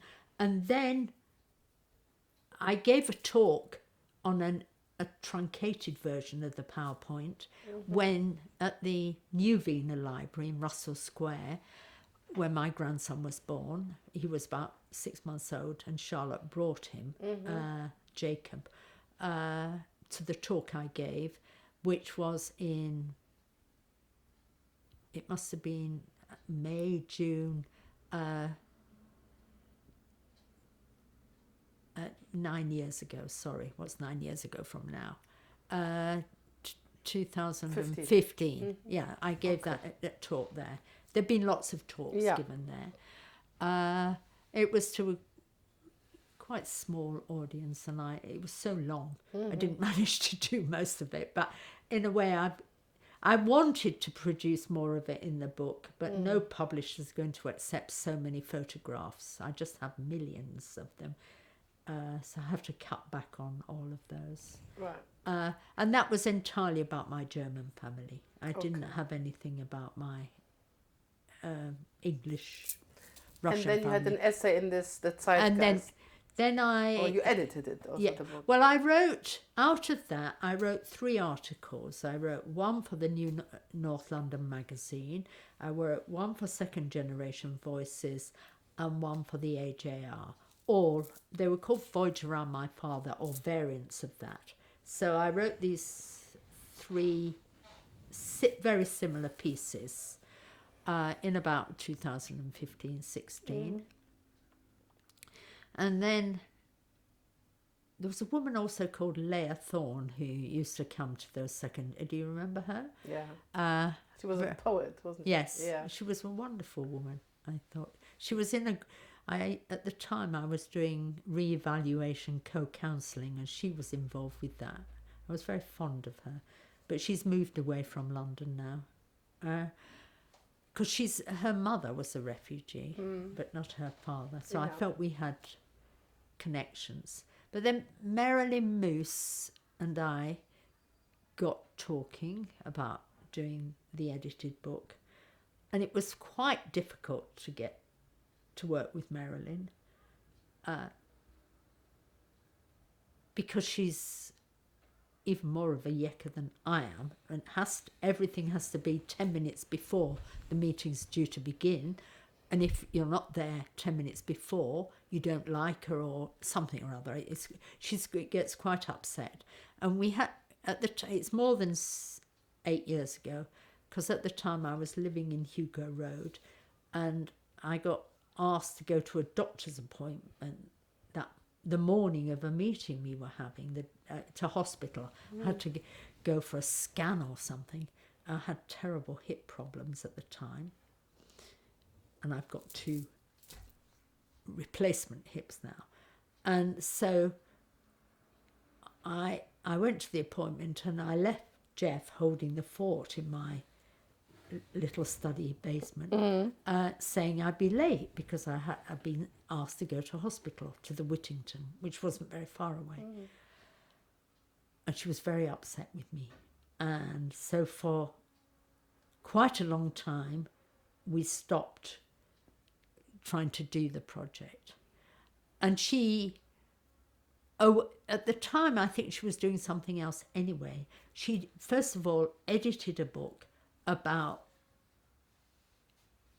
first generation or second generation people that she was connected with, and she interviewed my ex-husband Robert, and but she gave them all pseudonyms, so it's all very difficult to follow. And I think her idea of doing pseudonyms doesn't work because most people are quite identifiable anyway. But Robert's story was very moving and interesting. But she didn't want to interview me because I was more tangential to it. But then a couple of years later, we got together again and we wrote a piece.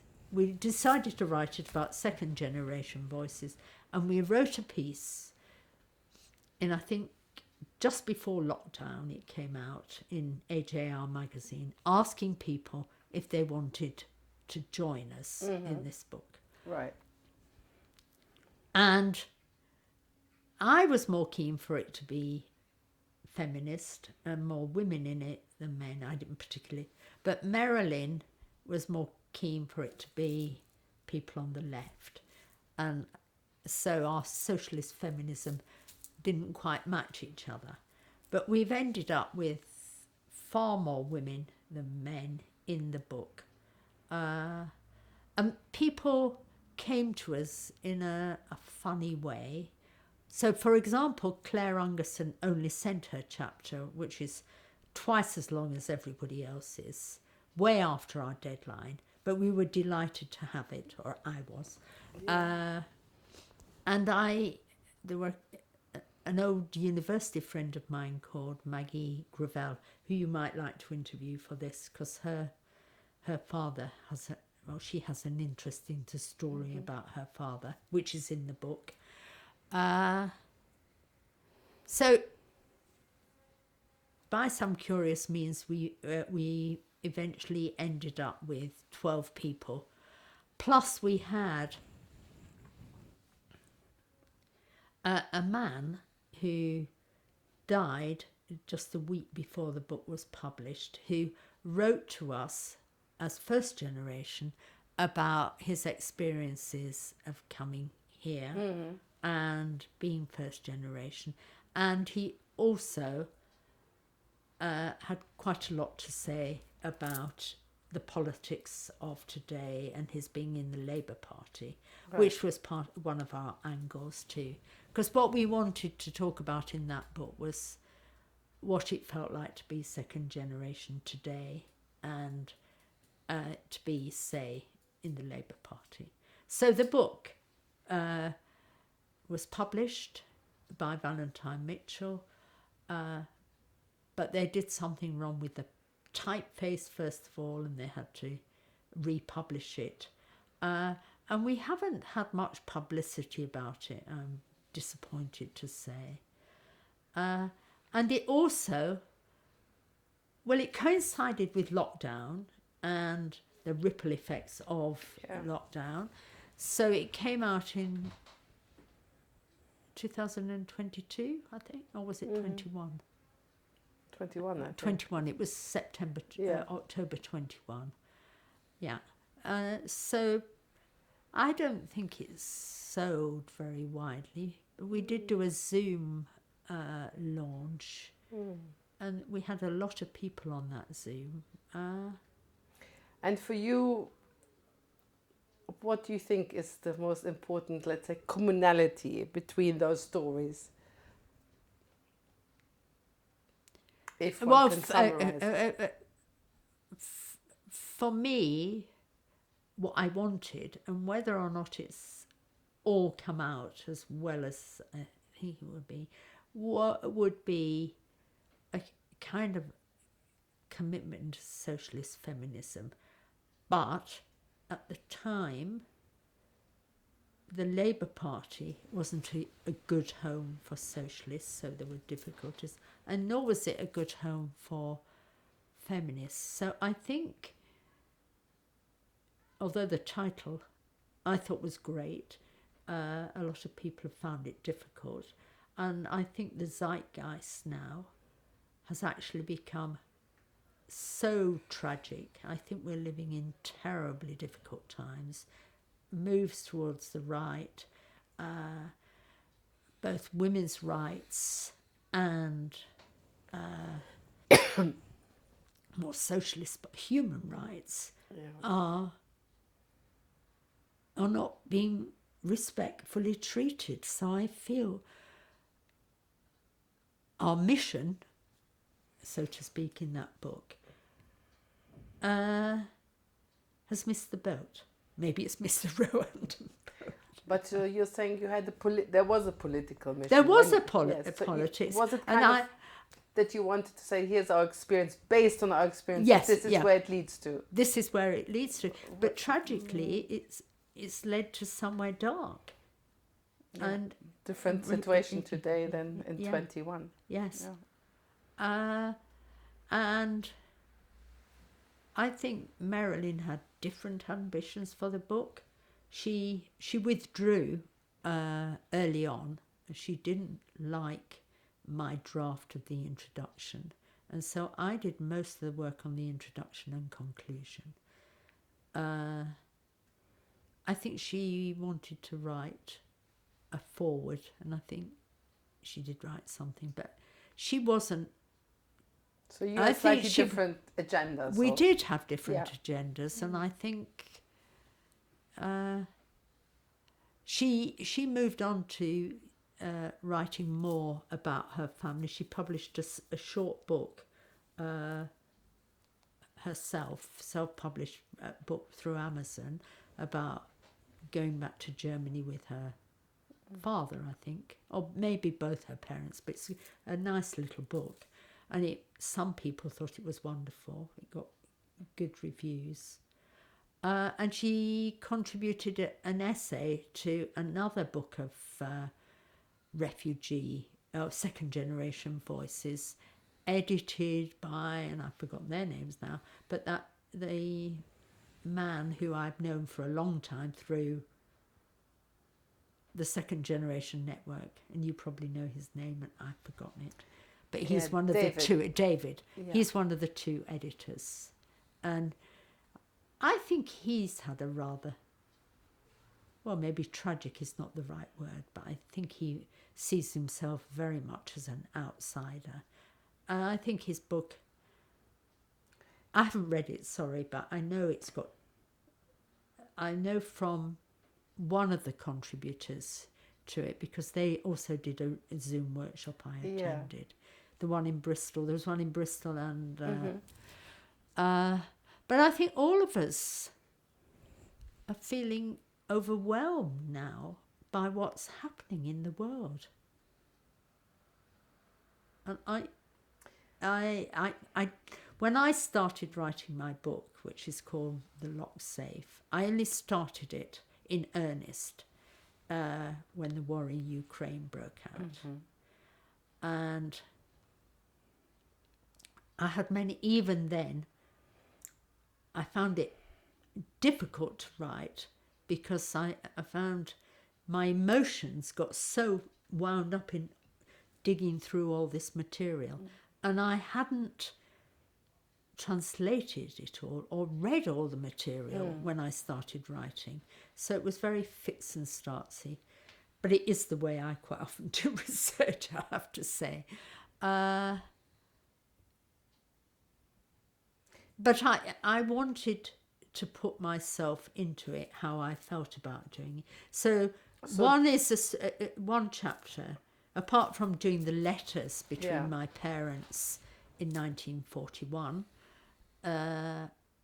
there's stuff about my grandparents in Manchester.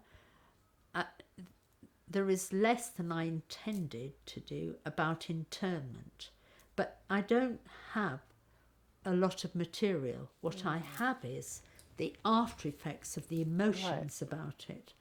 So I personally think the British government's policy on internment was pretty horrible during that, from 1940, when Churchill said collar the lot, through to the end of the war. And I think it had ripple effects on families.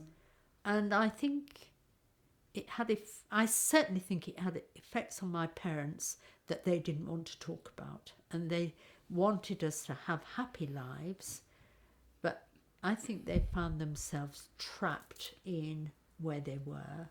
And so my parents moved, as I said before, to Nabwood, Shipley, which is part of Bradford, to that community.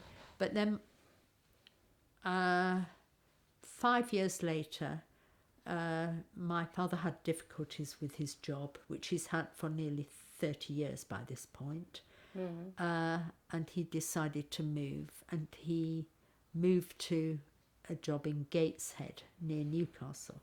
And Gateshead is where they really from people live, and he did know some of them from when he was in Germany. And there was a community in Sunderland my parents got involved with, as well as being involved in a Jewish community in Gosforth in Newcastle. But he didn't, so my parents were there for part of my university and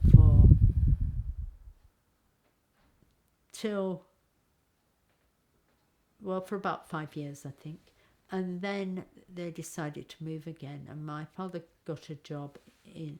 They thought about going to Israel then and decided they were too old and it was too late for my father to get a job there. But they were ardent Zionists. I haven't mentioned this, but I have put it in the book. My mother's family were more Zionist than my father's. My grandmother's younger brother, who was a cross generation. He was about 10 years older than my Uncle Joe, and they were great friends, my Uncle Joe and Uncle Finney. He wrote 2 books, and he worked about Zionism, and the second one was published during the war, called Jews, the War and After, and he had written one in the 1930s that won a prize about establishing a state of Israel. And he worked for either the Jewish Agency or one of those Jewish organisations. Would it be the Jewish Agency?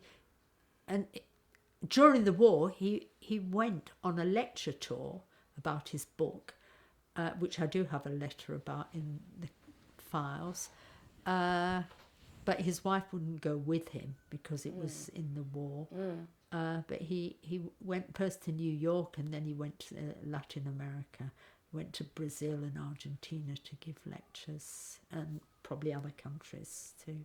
So he was away for a long time doing that lecture tour.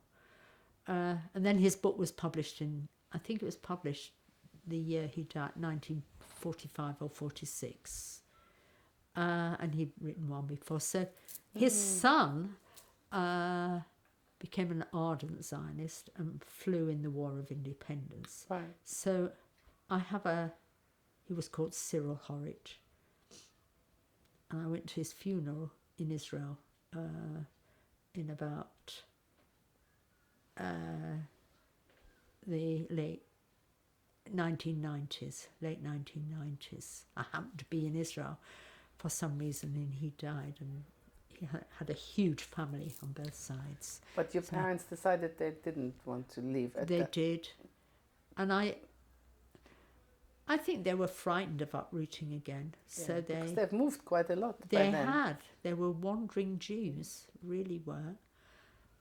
And all these, I think about the postcards and letters as being mobile, incredibly mobile. They moved from place to pillar to post. And I still have them, and I find it extraordinary that they were kept. Why were they kept? Except, I think, somebody wanted their story to be told, and I'm their storyteller. And I wanted to tell it because I feel very strongly as a social scientist about archival material being kept. It tells all sorts of stories that are hidden from us. But how do you explain there is now such a, I don't want to say flood, but there's so many There memoirs, is an outpouring, yes. outpouring coming out. It started, I guess, with Uncarved. Maybe it was one of the first books sort of known. Hers was wonderful. But, I think, but then now in the last 10 years, maybe well, hers came out in 1997. Yes, so that was an early one. Yes, and these kinds of books were different. Yeah, that's different. But the second generation books now, let's say like a Daniel Finkelstein, Hitler. Well, I think. I think. How do you explain it? I mean, it is interesting. Well, I think so many we don't people want it to be a secret anymore. I think it feels like a burden unless. And I think, I have pondered this a lot, and that's what I've written about in my book. And I did send it to Virago because I discovered that Virago had published Natasha Walter's memoir of her mother, who was Jewish. And I loved that book. So I had published a book when I was living in Bristol, which was called Half the Sky, and it was an introduction to women's studies. And we were a collective of 10 women. It was published by Virago. It was the first women's studies reader, and it was published in 1979 and republished in 1984. And I thought, so I wrote to Virago and asked them about mine, and it took the woman at Virago I wrote to. That Virago now say they will not accept people submitting to them. They only commission things. And it's been taken over by, I think, Little Brown. And anyway, I wrote to to them, and I wrote to a woman called Sarah Savitt, who I think is based in America, I'm not sure.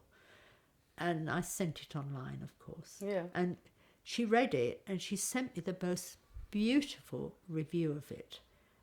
And she was so generous. And she's Jewish, of course, Yeah. and she talked about how she wished she'd had the documents that I had about her father.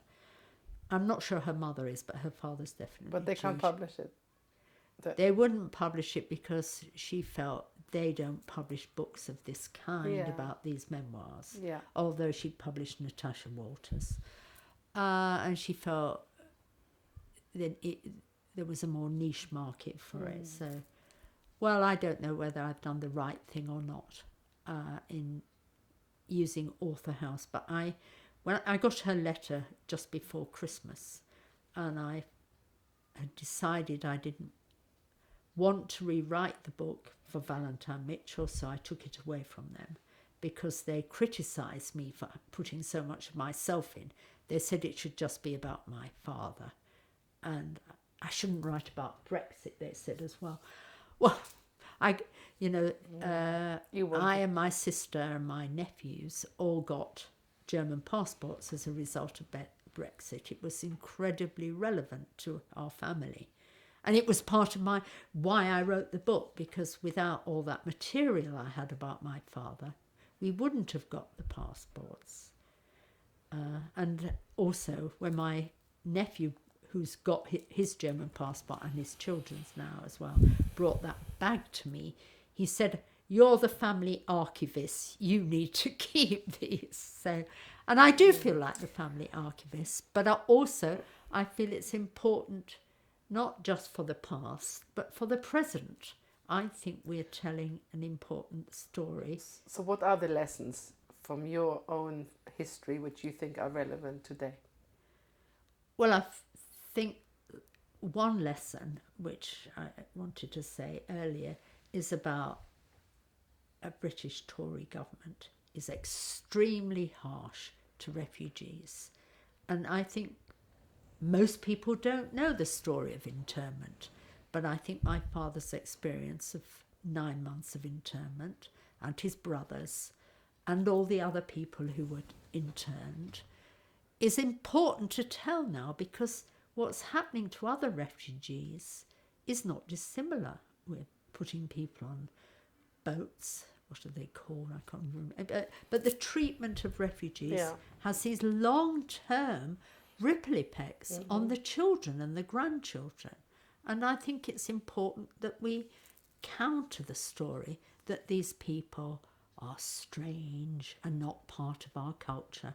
I mean, well, Finkelstein says this. I disagree with his politics completely, but I think he's told a wonderful story. And I think it is important that we are part of a British community. I would never join the Tories. I don't understand quite why he's become such a high Tory. But I think contesting what's going on, his story was really important. I think mine is important too. I've recovered very different things. And actually mine is more about Britain than it is about what happened in only part of mine is about Germany. And I have very, very little about my grandparents' lives in Russia or Ukraine. But it has had effects upon me, and my mother had to fight for her citizenship. There are people today who are still having to do that. And we got passports after Brexit in Germany because it was my father. If it had been my mother, we wouldn't have got them. So the same thing is still happening. I know later Germany changed it, yeah. but they didn't in 2016. And I know, for example, one of my good friends who helped me with some translations, actually from my Auntie Clara, my great-great-aunt Sidor. She'd written all the named births and deaths in it, and you might be able to translate it for me, but it's actually stained with water, so it's not easy to read all of it. But she, her divorce was very significant in her life, and she was treated incredibly badly. She survived the war, though, miraculously. I keep wanting to tell you this and keep forgetting. Yeah. She and her mother were thrown out of Niederwolstadt in August 1938. So they had to go and live with Clara's brother, Adolf, and my great-grandmother's son, Adolf, in Mittelweg-Schwanzig. And it was lucky that they had a home Frankfurt. Because many of these smaller towns were throwing Jews out. The rural communities. Yeah. And so we have the form. And in fact, Dieter Wolf sent the letter about it to either to me or to my elder sister. And we didn't realise the significance of it when he first sent it. It's only when I've been doing this work that I began to see the significance of this document that said these people would have to leave. And even Dieter Wolf tried to say, well, it was voluntary. But it wasn't voluntary. No. So how do you think your own choices in life, also your professional or academic, career, well, I think have been affected? I think I have got the urge to campaign for my mother, and I am not just a feminist academic. I see myself as an activist, and I do want to campaign for political and social changes. And I'm very, very taxed by what's going on in Israel and Gaza now. I'm very, very upset about it. And I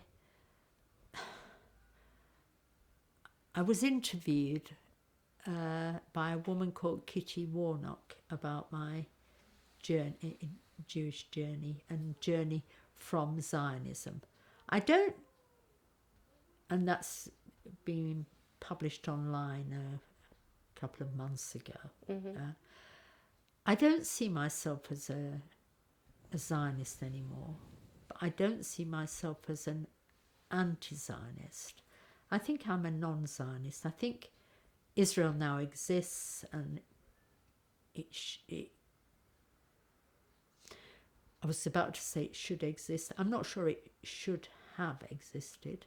I think another form of something in that land between the river and the sea, what was called Palestine, where my relatives went. Yeah. And some of my relatives went there on my mother's side, who were Horowitzes, in the 16th, 17th century to near Tiberias. What's it called? Anyway, so I have personally a bit of a claim to a bit of that land, but I don't feel it very strongly. I feel that what should be happening between Israel and, for want of a better word, or Jews and Arabs there, should be much more equal than it is now. And I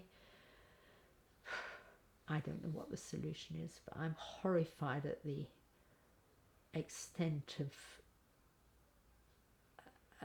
killing, the numbers of children who've lost limbs, parents, mothers, children. The toll on civilians there is going to have untold long-term impacts. Yeah. I know that what Hamas did was barbaric, and I have no truck with them on October the 7th. But I don't think the it's almost 7 months, isn't it? Vengeful attack by Netanyahu and his right-wing government is the way to go. It's going to shore up hatred and lack of ability to live together. And I think it's such a tragic situation now. And my son tells me I'm wrong to think this, because I think there should be not a two-state solution, but at least a federal He agrees with the federal bit, but he's a political theorist. But maybe 3 states, because I think the West Bank is different from Gaza and Israel. But he says we have to let the people who live there now determine how they live together. Yeah. But they should be able to live together. Somebody has got to be able to make that happen. Yeah. I don't know, but I think my parents would now be horrified by what's going on. I don't know about my Uncle Finney, because he was an ardent Zionist. He never lived to see Israel created, though. And I would say I don't, and this is back to the history, I think Israel was probably only created because of the after effects of the war. But it wasn't the only reason for it, because there were lots of people wanting to live there before. Yeah. I think the British role, going back to, what do you call it, Bentwit, I think the British have a lot to answer for. And then to leave the mess that they created, I think, I'm shocked that nobody tells Rishi Sunak that the Brits have a responsibility there. It's not just Israel and the Palestinians. The British left a mess when they left Mandate Palestine, when they gave up the mandate. And they didn't even think about what would follow. Yeah. I just want to go back a little bit more to talk about second generation. Do you think that the people who contribute to the book, for example, that it's also related to losing one's parents, that a lot of people then, write or find things once the parents have passed away? Yes, I think that's a very good point. I think coming to terms with your life once your parents have passed away, I think is very important part of this wave of publications. I mentioned to you earlier, right at the beginning, I have this friend who lives halfway between Canada and Berkeley in the United States. She and her husband are both second generation, but from Toronto. Their parents eventually went to Toronto. Actually, in 1945, I happen to know because I taught summer school at Oise in Toronto a couple of times. There was a history of education department there who uncovered material that the Canadian government said in 1945 of refugees that none were too many. Lovely. So, I've forgotten the name of the woman who was also from Montreal. Yeah. You probably know her. She and Anne Carp were the first generation of people to write their memoirs. Okay. And she... Is that Anne Michaels? No. I'll remember her name in a moment. She's exactly the same age as Robert was, and she was from Poland. And her family eventually ended up in Canada, and she grew up in Montreal, and then she came to live in England. She's Eva Hoffman? No, she's a psychotherapist. Who's she then? She's somebody you will know. Anyway, I've got her name somewhere, I have to remember. But I think she is part of this wanting to know about who we are. And so is I started to tell you about my 2 friends who are married in Toronto. They're married in Toronto, and they worked halfway between the University of Toronto and Berkeley. And she's just written this beautiful, poetic story of her family as second generation. What is it and called? I've forgotten what it's called. It's not published. She can't Okay. get a publish Okay. for it. She's called Grace Feuerverger. But she did... Feuer? Verger. Feuerverger. Yeah. I think that's her husband's name. Okay. She did write a beautiful story about... what's it called? Shalom. The village that is Jews and Arabs. No, it's not Bet Shalom. It's Neve Shalom. Neve Shalom. Neve Yes. Shalom. She in an award-winning book about that, and she is now trying to get her.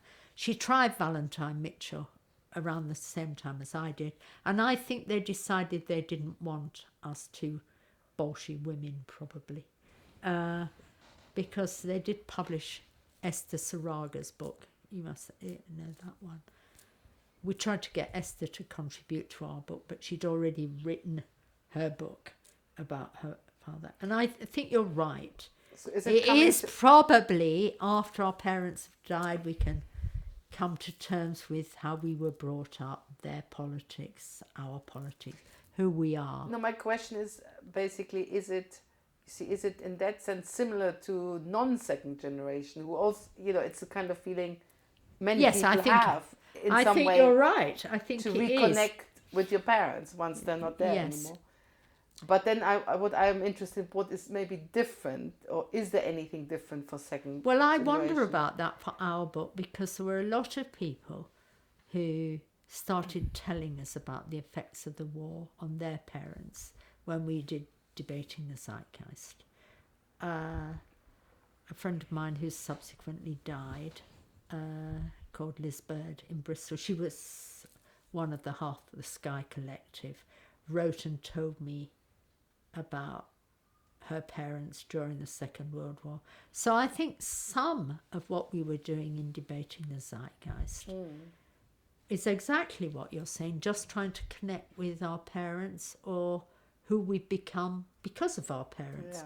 But that is also true of a lot of non-Jewish people, a lot of people anyway, Marilyn was not brought up Jewish, didn't know she was Jewish until I think her that's an parents important died. issue. And I was going to ask you, because in your case, you knew you were Jewish.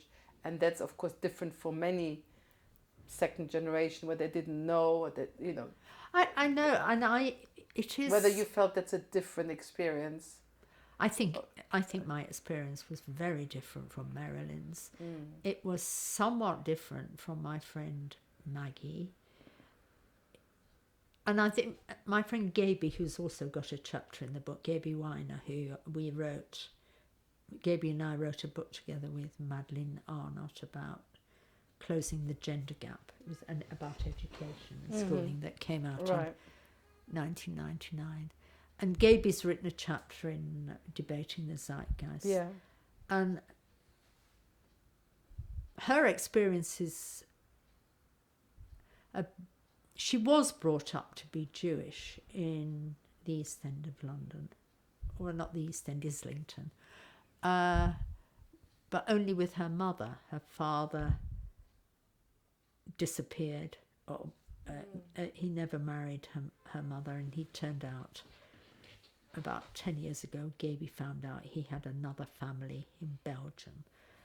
I don't think she writes about that in our chapter, but she has written a book about it, which has a brilliant title, Loving and Leaving,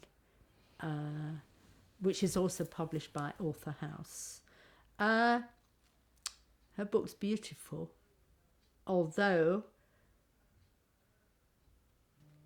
she talks about her parents as if they're not her parents, so it's at a distance. Oh, okay. And that's a technique Marilyn used in her first book. She wrote it as a novel with the picture on the cover of her and her mother, which was kind of a giveaway, but anyway. So I think people do have problems with how they write about this as well, that both Gaby and Marilyn chose a different route from me. Yeah, and how much you insert yourself in the story, how much Yes. it is your parents' story, how much? I guess. Well, I think it's very different. Of course, I know very, very little about my parents' story, actually, their lives as young people before they're married. And even after they're married, I don't. There was a problem. All my records are before they're married because they wrote to each other when they were living apart. But people don't write to each other anymore, and unless you write a diary, which is very personal. So how much you know about your parents is also an existential question. You only know about the impact they had on your feelings and your being.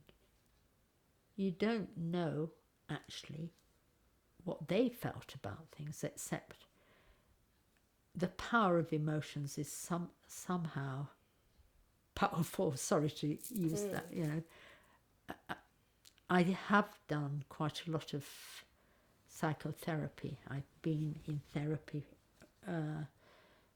first time with an Israeli and then with a Jewish man. I had it for about 20 years off and on. So I think that's helped me a lot to understand my own feelings. But whether or not, I suppose it's helped me write about it too and make me want to write about it in a particular way. So it's not just history. I'm not, and actually some historians might say I'm a bad historian, you know. I cover a large canvas. I don't try and deal with the minutiae. But I'm just thinking, you know, it may be part of this reconstructing of history is counteracting a loss. You know? Yes. And that's, of course, different from That's an excellent way of putting it. I think you're right. That loss you grew up with, or second generation grew up I with. think you know, one reason I never thought I was part of second generation was because my mother wasn't second generation and my father came here in early. And so I never thought of myself. And actually, that's the other thing I do write about. My father never lived to see the word Holocaust become so universalized. It really didn't exist in the English language as a name for what happened in the war. My parents talked about the war. But the people who remained in Germany or in the stuff that Finkelstein writes about was not my parents' experience. They had a different experience.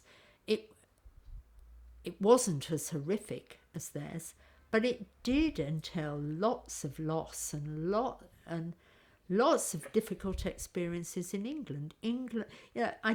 One of my chapters is called A Safe Haven.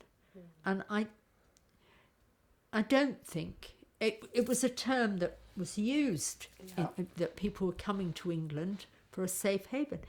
It turned out not to be a safe haven for my grandparents or my father and his brother.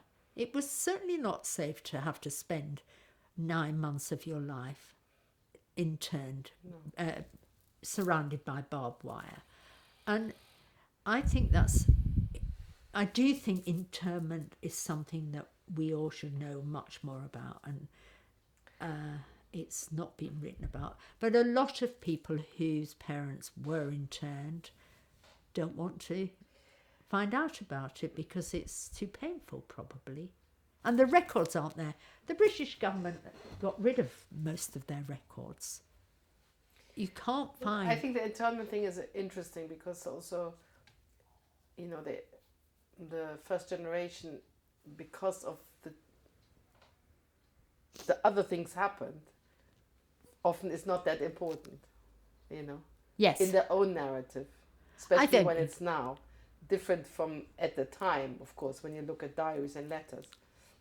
I think that's true. But I think that, in a way, and has of something course, to do with and I only think about it now. partly because a lot's been written about it. But, you know, Valentine Mitchell's published things about it, and there are a lot. In a niche place, there are lots of things about it. Yeah. But that isn't actually the purpose of my book, I think. I don't want it to be particularly niche, although I do think it's rather personal, and some of the personal stories might be painful for others to read and might be too personal. And I think that's where, which was the phrase of the women's movement I joined, which was the personal is political. And in a way, that's why I've written the book. I think that my personal story is also political. And I want it to be out there, warts and all. And do you think, you mentioned there were more women in the Zeitgeist book. I mean, do you think, and you've worked on gender, that it is more likely for second generation women to take this on or not? To take the history on?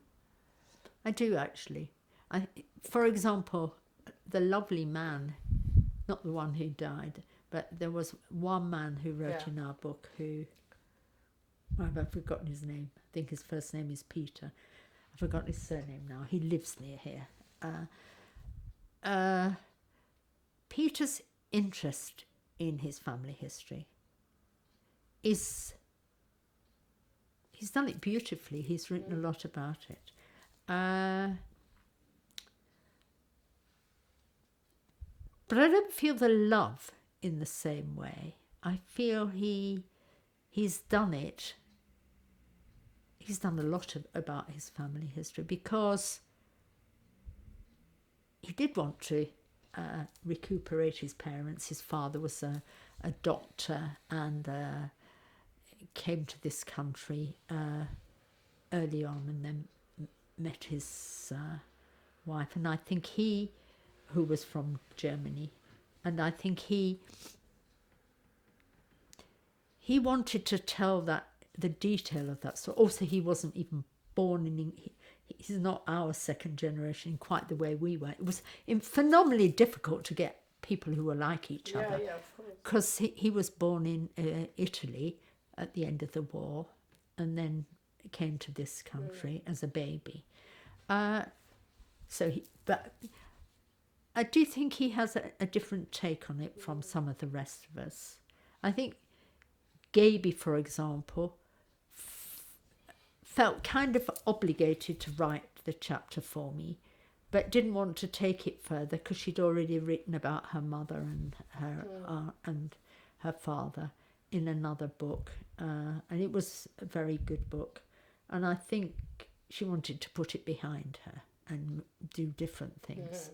And her story, her mother was murdered in Auschwitz, and her aunt, and she's put Stolpersteiner in Vienna, outside, which I've been to see with her. So I feel she feels she's done what she wants to do, and actually she does do work on Holocaust Memorial Day now. But she and I have taken a different path in the Labour Party as well. So so we're all quite different from each other. I think it is quite hard to. I think you're right. But the women thing, you see, is it more if you take this concept of memorial candle, Dina Vadio, is it more the women in the family structure who are more likely to take on that role, or? I don't know. I haven't done research about it, but I think I don't know so much about the memorial candle, although I like the idea of it. And the idea is that in the family, there's always one child. Yes. Who takes on and I this think role. That's true. There was a woman in the Second Generation Network who felt that incredibly strongly. So I do think, as my nephew said, I have taken on the role as the archivist and of telling the story, I think. And actually, on a personal level, maybe there is some residual guilt about me divorcing, because I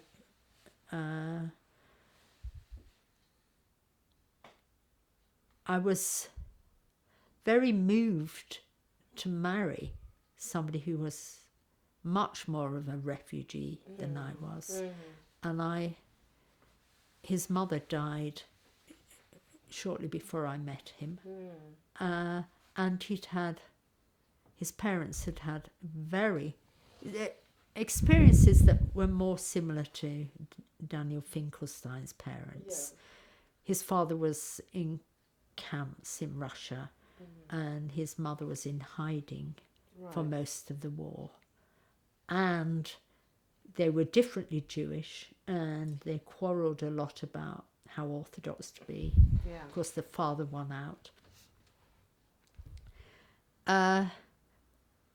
And perhaps that's why my daughter has wanted to take on the story of her grandmother. But what do you mean by feeling guilty about the divorce? Tell us a bit. Well, what you mean I by think that. Because I left what I was brought up to be a kind of normal Jewish life, and although I kept some of it on, I married somebody non-Jewish 22 years ago, and maybe there's a bit of guilt in me for having gone away from that kind of, well, I found it intense involvement in being Jewish, which I found difficult as well. Expected part. Yes, yes.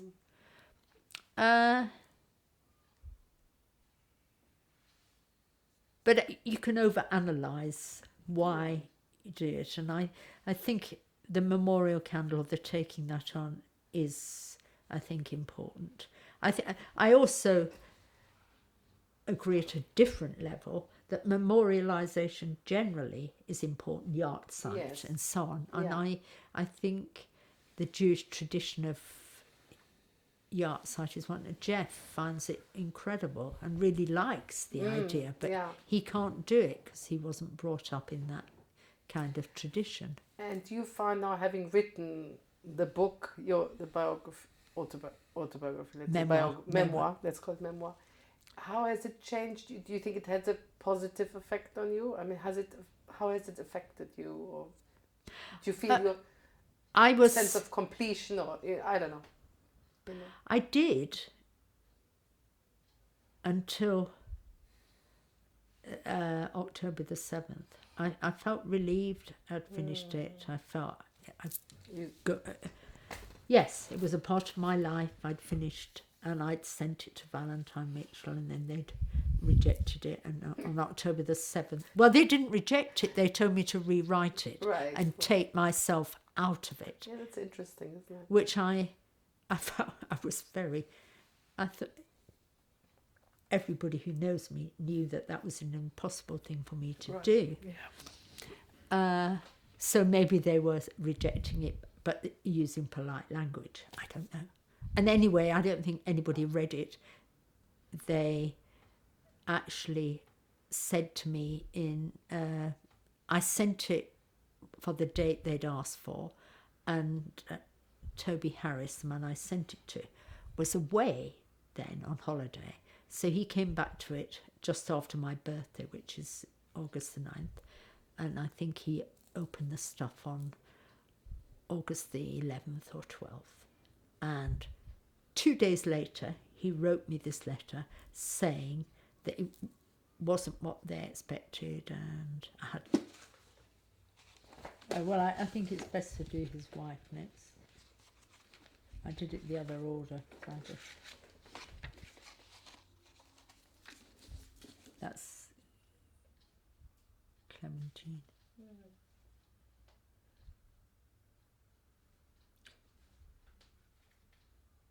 Oh, here's the... Oh. Yes, please. What is that? This is the bag. Is it a bag? The zip had broken. That my mother kept all the letters from my father in, and other letters for the year 1940 to 1941. So it covered her wedding as well. But most of them were about my father's complaints about the job he got after internment. There's only one little note somewhere about the fact that he's going to go from Huyton to the Isle of Man, but it would take me ages to find that one, I'm afraid. No, we don't have to. But I now keep in it all the postcards that I had that were written in German, but because I filed all the letters in order to write them up in these plastic folders like this. So But give here me is the plastic folder. Thank you. And here I've just taken out a few Yes. letters. As an example. here is the headed note paper that my father used to write to my mother on, but they weren't married yet. All these are about the horrors of his where he's living and the horrors of his job. And he's rather a sexist patriarch about some of the comments he makes on his landlady in the house he lived in Ware. And obviously he had the paper still available, so he must have brought the paper with him. His father brought the Or his paper. father, and he used it.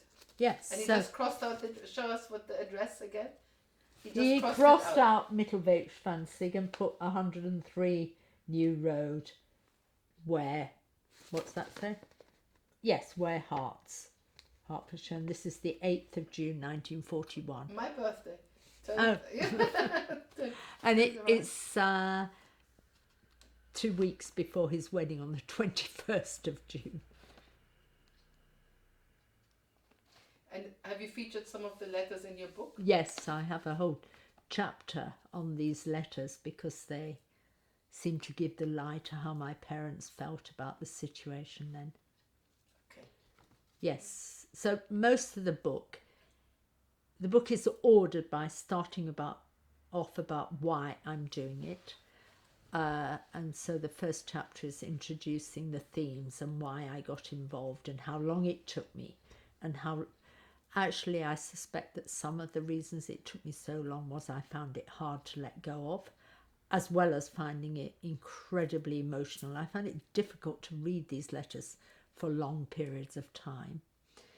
And then, having written the introduction and a chapter about my growing up in Yorkshire and my parents and what life was like, some of the Latin and German aphorisms I was taught, none of which I can remember right now. It will be in the book, so yes, it is. You can read the book. Okay. And then there's a chapter about my ancestral home in Germany, and I do have a photograph of the house that Tobias David lived in, and I also painted it, a more modern version of it, which was probably taken in about 1900 in Niedervorstadt. Okay. And then there's a chapter about my father at school in Frankfurt, and then I go on to my mother's background and her family and her life in Manchester before she met my father and her education there. Okay. And then the middle bit of the part 2 of the book is about the letters I found and my parents' relationship during the first 2 years of the war. But then I can't do any more except my own feelings and memory, because they stopped writing to each other when they got married. Right. So there's no more letters. Okay. Okay. Thank you. This is extraordinary. Okay. You asked me how I got into writing my family history.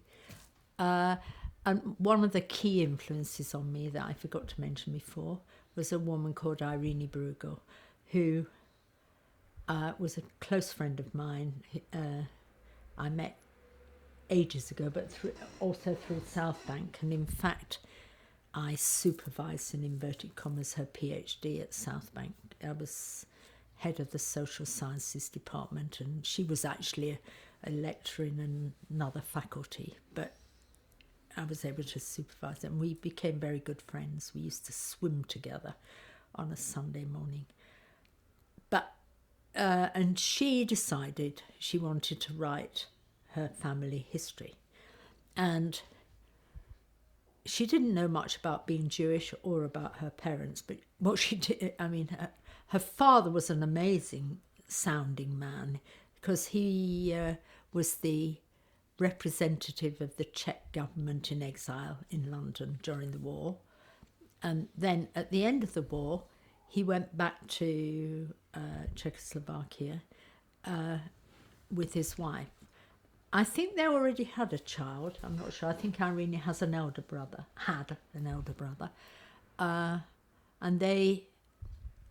And Irene was born here in October 1945, or maybe November 1945. She was a few months younger than me. And then her parents took her back to Czechoslovakia because he got this really important job. And then for some reason, they came back to England after a few months, and they left Irene in Czechoslovakia for about 2 years. And she was very, very upset afterwards about talking about this experience. So it set her off on a path to finding out about her family history. And it's a very dominant woman, powerful woman. She intellectually superb. And she was the founder member of Jews for Justice for Palestinians. But she got me to be a founder member too, and got a group of us. And then she also got us all to set up the British Shalom Salam Trust. And The British what? it was called, it is still called, it's an organisation that gives money to projects in Israel and Palestine. Okay. And it's been running since 2005 or 6. But it was her baby. And then she got into her family stuff. But tragically, she developed an autoimmune illness which affected her liver, and she died in 2008. But a month before she died, she wrote a paper about her family history, and she delivered it at a conference. I didn't go to the conference, and I don't have the paper, but Richard, her then partner, Richard Cooper, has it, I think, and was very moved by it. But you said you knew her mother, Yes. and I met her mother a few times. And I tell you, when I interviewed her in 2001. Gosh, so it was around the same time. 2001 I did the interview. Yeah. Well, we used to, and the cake you've just eaten was part of, I had a feminist Seder here, which we always used to do from about 1996, and Irene was part of the group, although she knew her parents. So what's a family? You have to explain this to us. What's a feminist Seder? I'll tell you in a moment, but Okay. her parents didn't give her a Jewish education at all, so she didn't know. She would ask that question, what is a feminist Seder? Well, our feminist Seders, which we started in mid-1990s, because it was based upon a lot of people who were at South Bank together, and there was a woman called Mary Davis who was also at South Bank with me, and we were both going through our divorces, so we decided to have a Seder without men and to critique the Haggadah and do it from a women's perspective. So the 4 sons became the 4 daughters and so on. And lots of other people began doing this. And we were a very small group of people. You know, there were probably 10 of us each time, or maybe 12. It never got huge. And then during lockdown, we stopped doing it. And somehow it was hard to reconnect.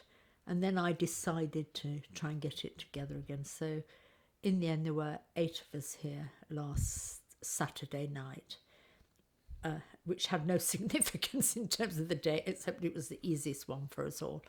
And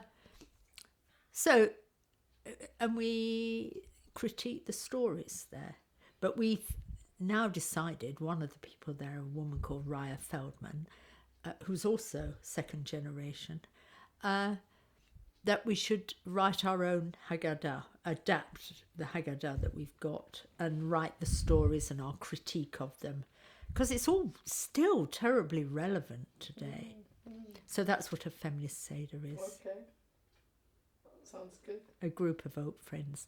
At some of the early ones, some people's mothers came along. So Raya's mother came, and Mary's mother. I'm not sure that Irene's mother came, but she could have done. Yeah. But I did know about her, and I had met her a few times. Yeah. So that's the story of and Irene was very. I know what else she bought and encouraged me to buy, so I did. There's a book called Jewish Europe. Do you know it?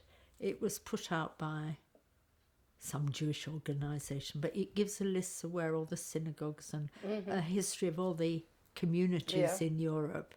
I've got a copy of it, I can show you. Okay. And I got it through Irene, so I do think of her as being important to me beginning to do my story, because she was the one that got me to join AJR. She joined it, and then second generation. But her story was completely different from mine. And she had lots of Jewish friends. She went to South Hampstead High School for Girls. And I think through that she met a lot of Jewish people as well. So although she didn't know about Jewish customs, she knew she was Jewish. Grew up in North and London. it was quite, she grew up in northwest London. Yeah. And that school is very influential, I think. My daughter Charlotte went there too. And there is something particular about girls from South Hampstead, I think. Well, also, they gave some free places to refugees. Did they? Yeah, we interviewed a few people who went to South Hampstead on scholarships. Yeah, on free places. Yeah. But I want to ask you something else about the issue of gender. I asked you whether you thought it's important for second generation, but do you think also for refugee experiences? Of course, in your family, it was your father who was a refugee. Do you think that gender mattered and is still not studied properly? I do, and I do know there have been some books written about it in America, and over the year, I've got a cupboard full there, more in my study. I have collected these books, and the Jewish experience and gender is important before we go to the refugee. Because some of the people who founded what's now called second wave feminism, and they're particularly in America, although there are a lot of us here in England as well. I think there were more Jewish people involved in it in America than here. In the feminist movement? Yes. Yeah. One of the very first is a woman who's, I pronounce it the Hebrew way, so I'm going to continue to, although people give her name differently. She's called Shulamit Firestone. She wrote, and I'm sure Frank knows about it, a book about women's liberation that was very, very important. It came out in 1980. And her parents were Canadian Jews, and they moved to the United States at some point during her childhood. But they became more and more Jewish in their community and became more and more Orthodox, and she resisted all their orthodoxy. And I think her story is really interesting. And her life had a very sad ending. She died on her own in New York City. But she'd been really, really influential in getting women's groups going in New York and in Chicago. Yeah. So there's the Jewish bit, but I'm not sure there's a particular refugee element to it. Well, I can't think of one right because now. I get this asked sometimes, somebody interviewed me for a podcast and I'd written a little bit about this issue of gender. Of course, the experiences were partly different. There were more domestic visas were given to women. Yes, mostly. yes. So that's a specific experience. But few of them were interned, although some were. A few were. And Less. Whereas about 30,000 was it? Yes. Out of the 30,000, 3,000 women. Yeah. And actually, you can see the camp on the Isle of Man, which is a women's camp, which is miles away from anywhere, even further than Ramsey. But the other thing I'm thinking of, sometimes that definitely women from the continent certainly sometimes had a higher level of education when they came here. I think that's true. I think a lot of them.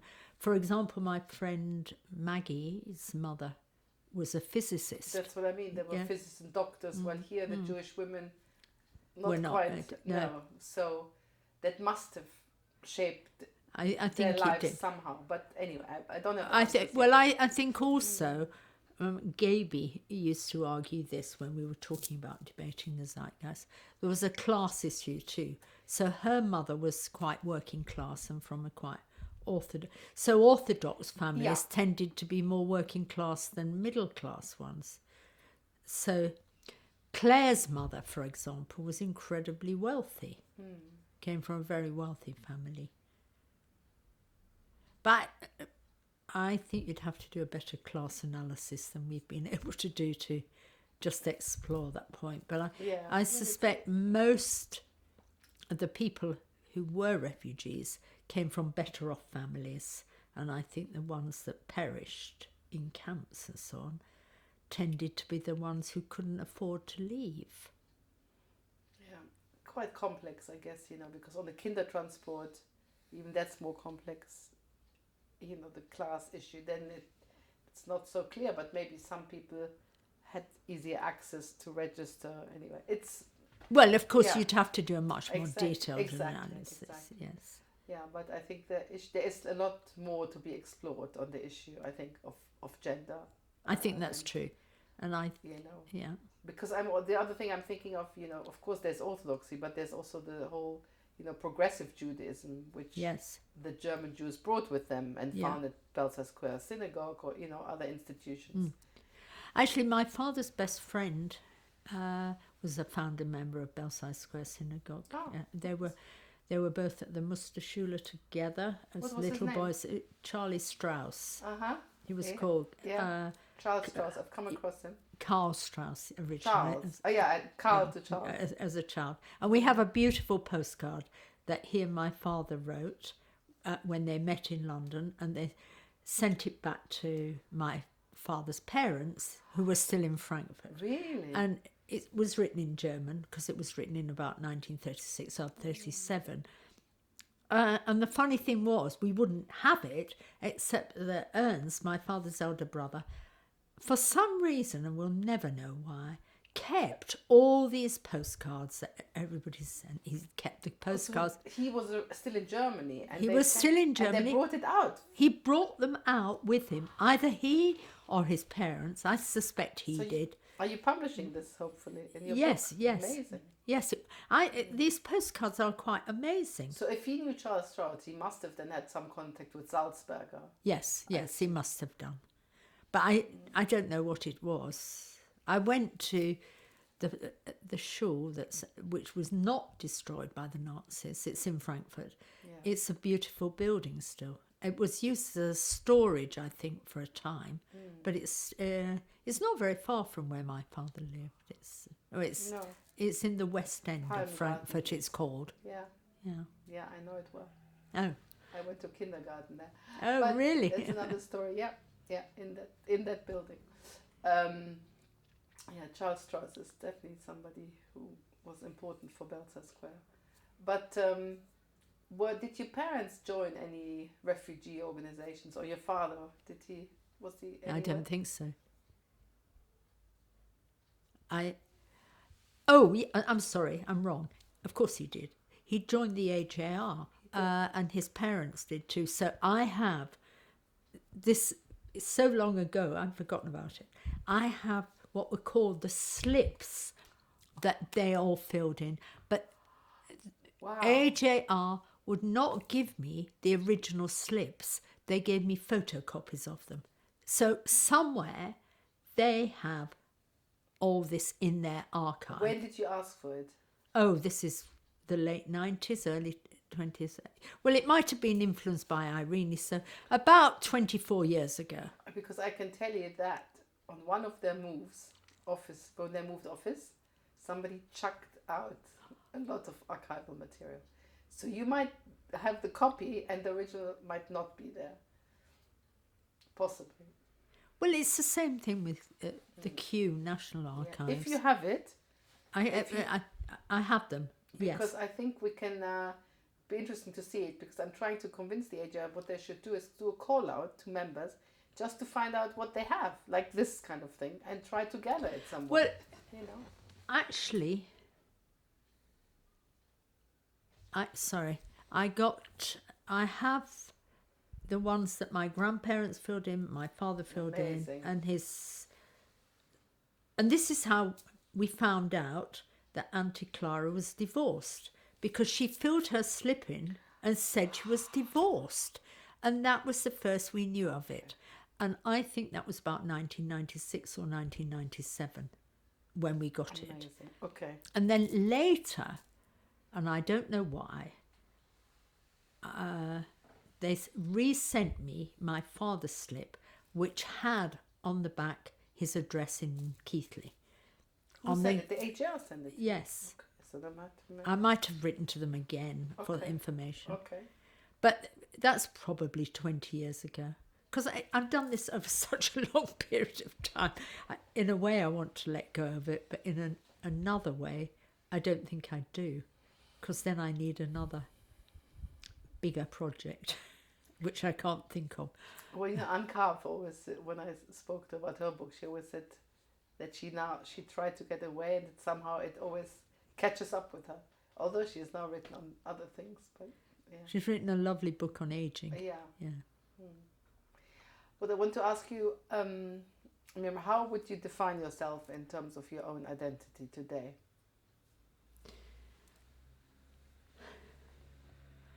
I would still see myself as a socialist, feminist,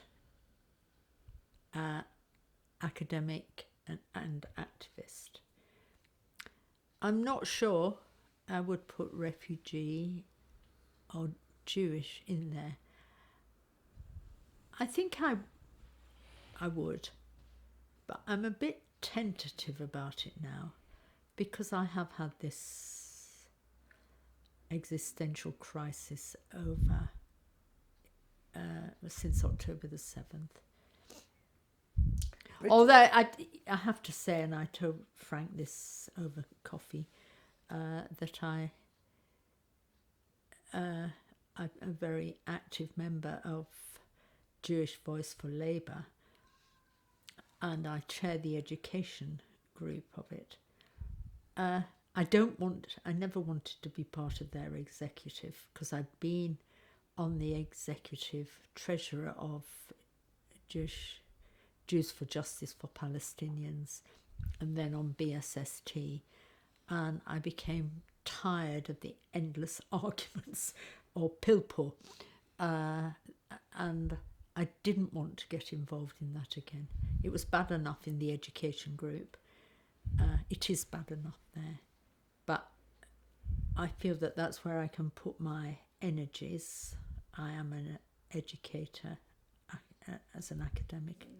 My main field is, as I told you, sociology of education.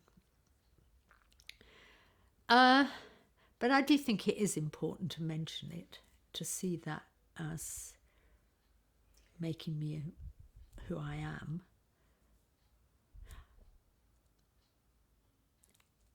Actually, though, I'm more inclined to go to the Women in Black vigils on a Saturday which take place for a nice, neat hour on a Saturday morning outside the Friends Meeting House in Euston, than to go on the demos. I have been on at least 5 of the demos. The Saturday, Yes. What are they officially called? Sorry? What are the Saturday demos called officially? Well, they're mainly, I think aren't they called the Free Palestine demonstrations? Yeah, and they're organised by an organisation I've never got involved with, and there is an internal resistance to it, which is called the Palestine Solidarity Committee. Something holds me back. So I'm as ambivalent about things as I perhaps always was.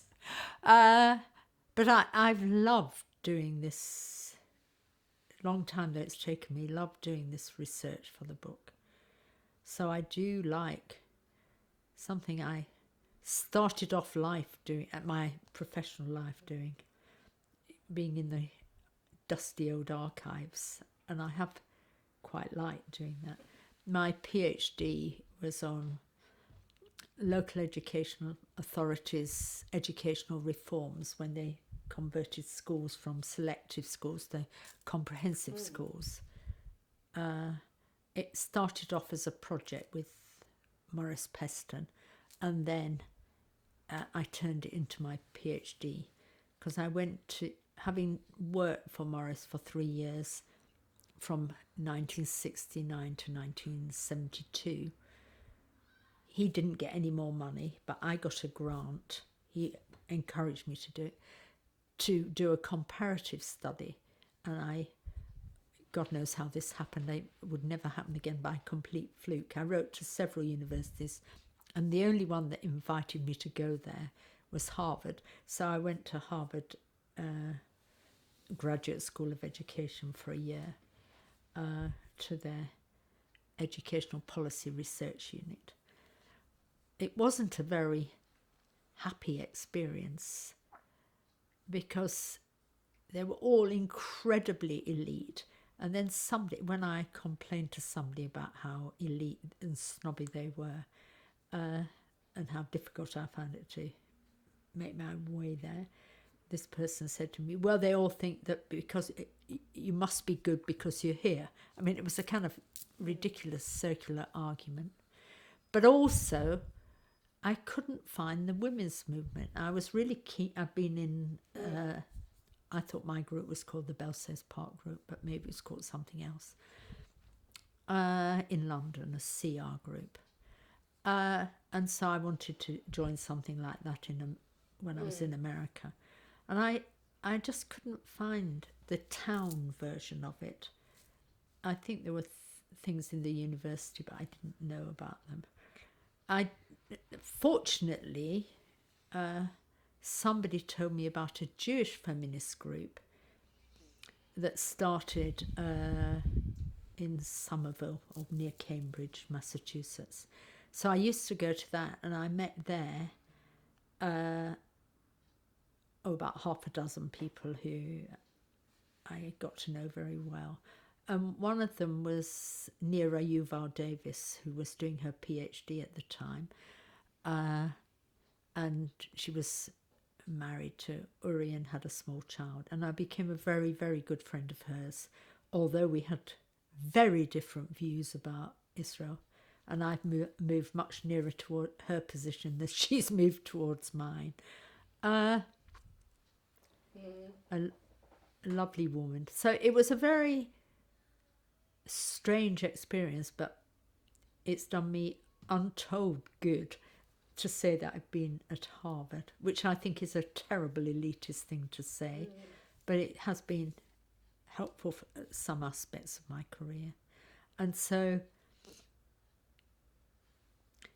maybe I should put in the Jewish bit. I'm not sure I want to put in the refugee bit. What about the British bit?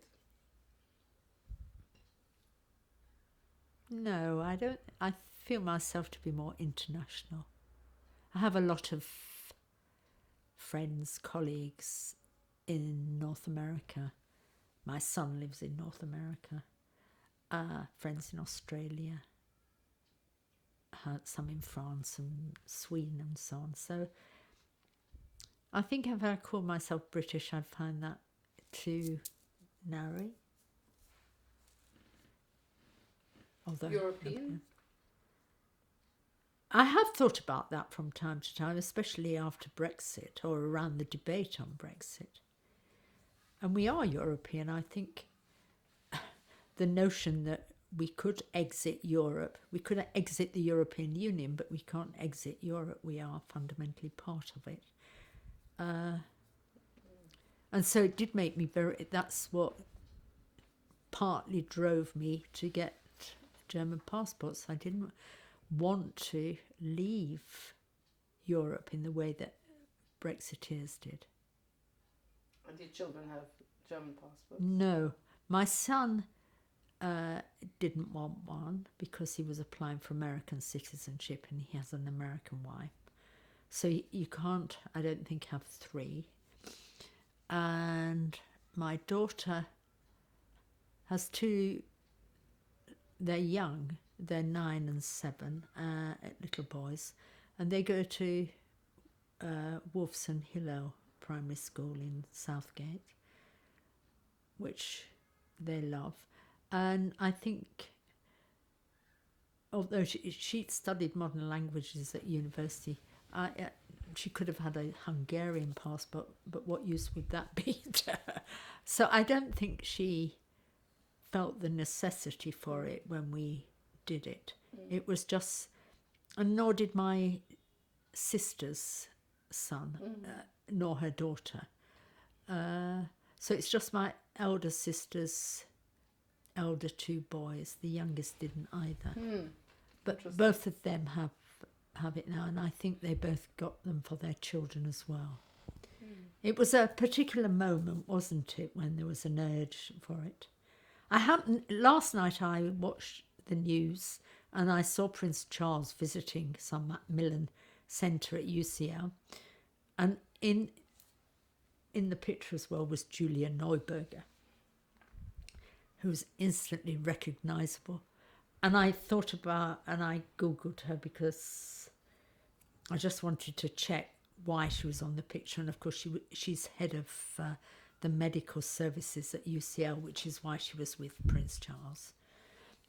But second generation. Yeah, she is second generation. She made a great song and dance about getting her. She actually had difficulty at first because it was her mother, not her father.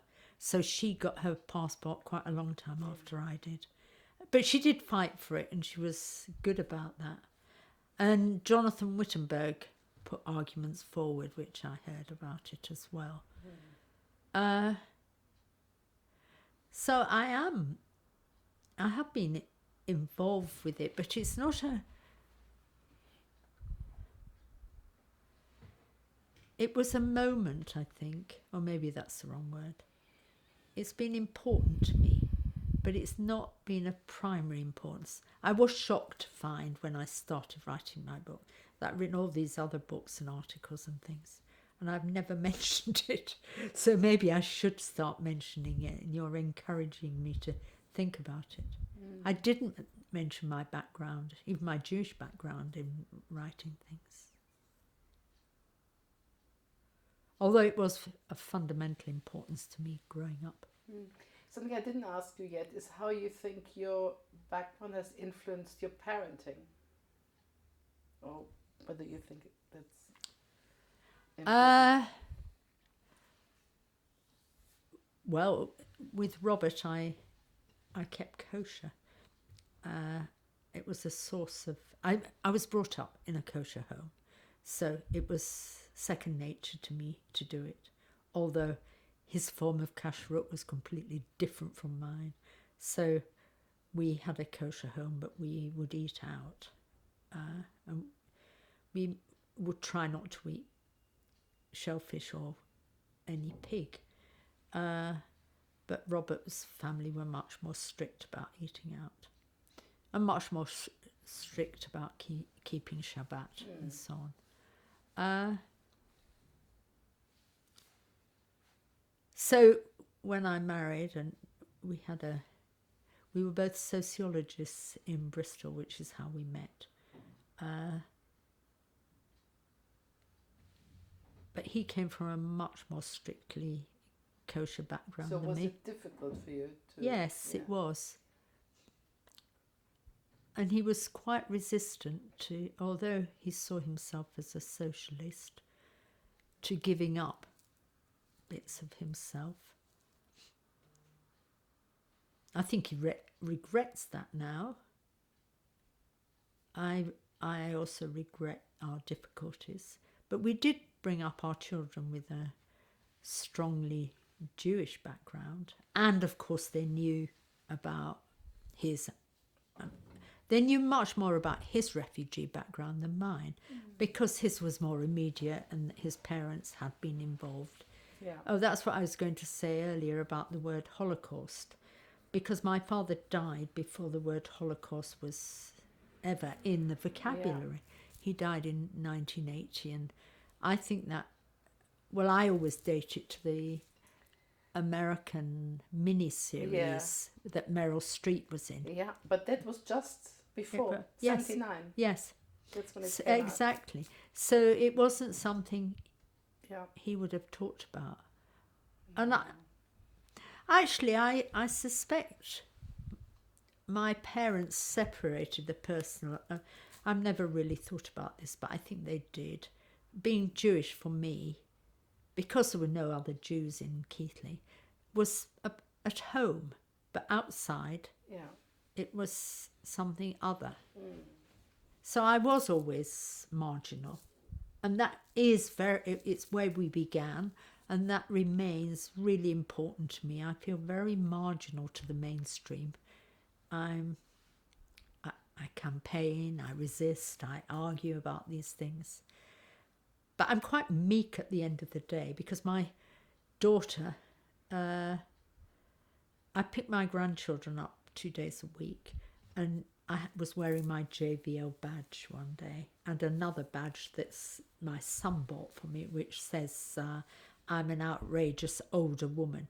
And she said I could keep the outrageous older woman badge on, but I couldn't. She didn't want me to keep the JVL badge on because she thought it might affect Jacob and Ezra at school.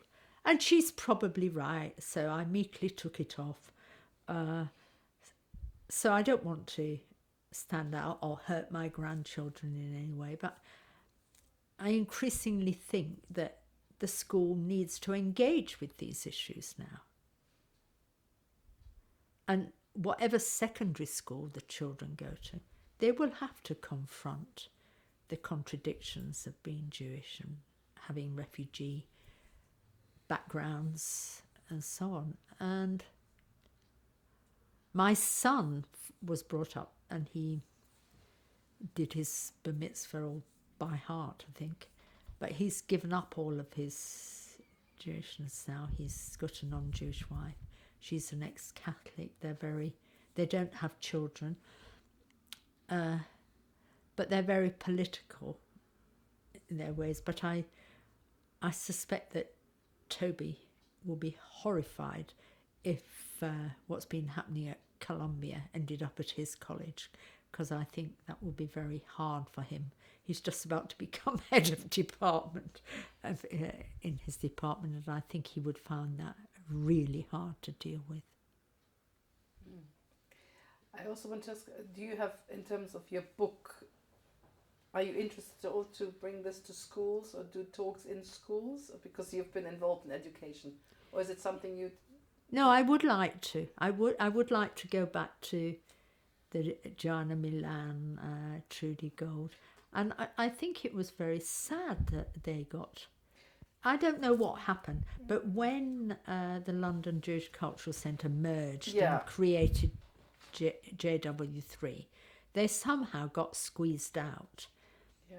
But I thought Joanna Milan put her heart and soul into it. And Trudy Gold is a proper historian.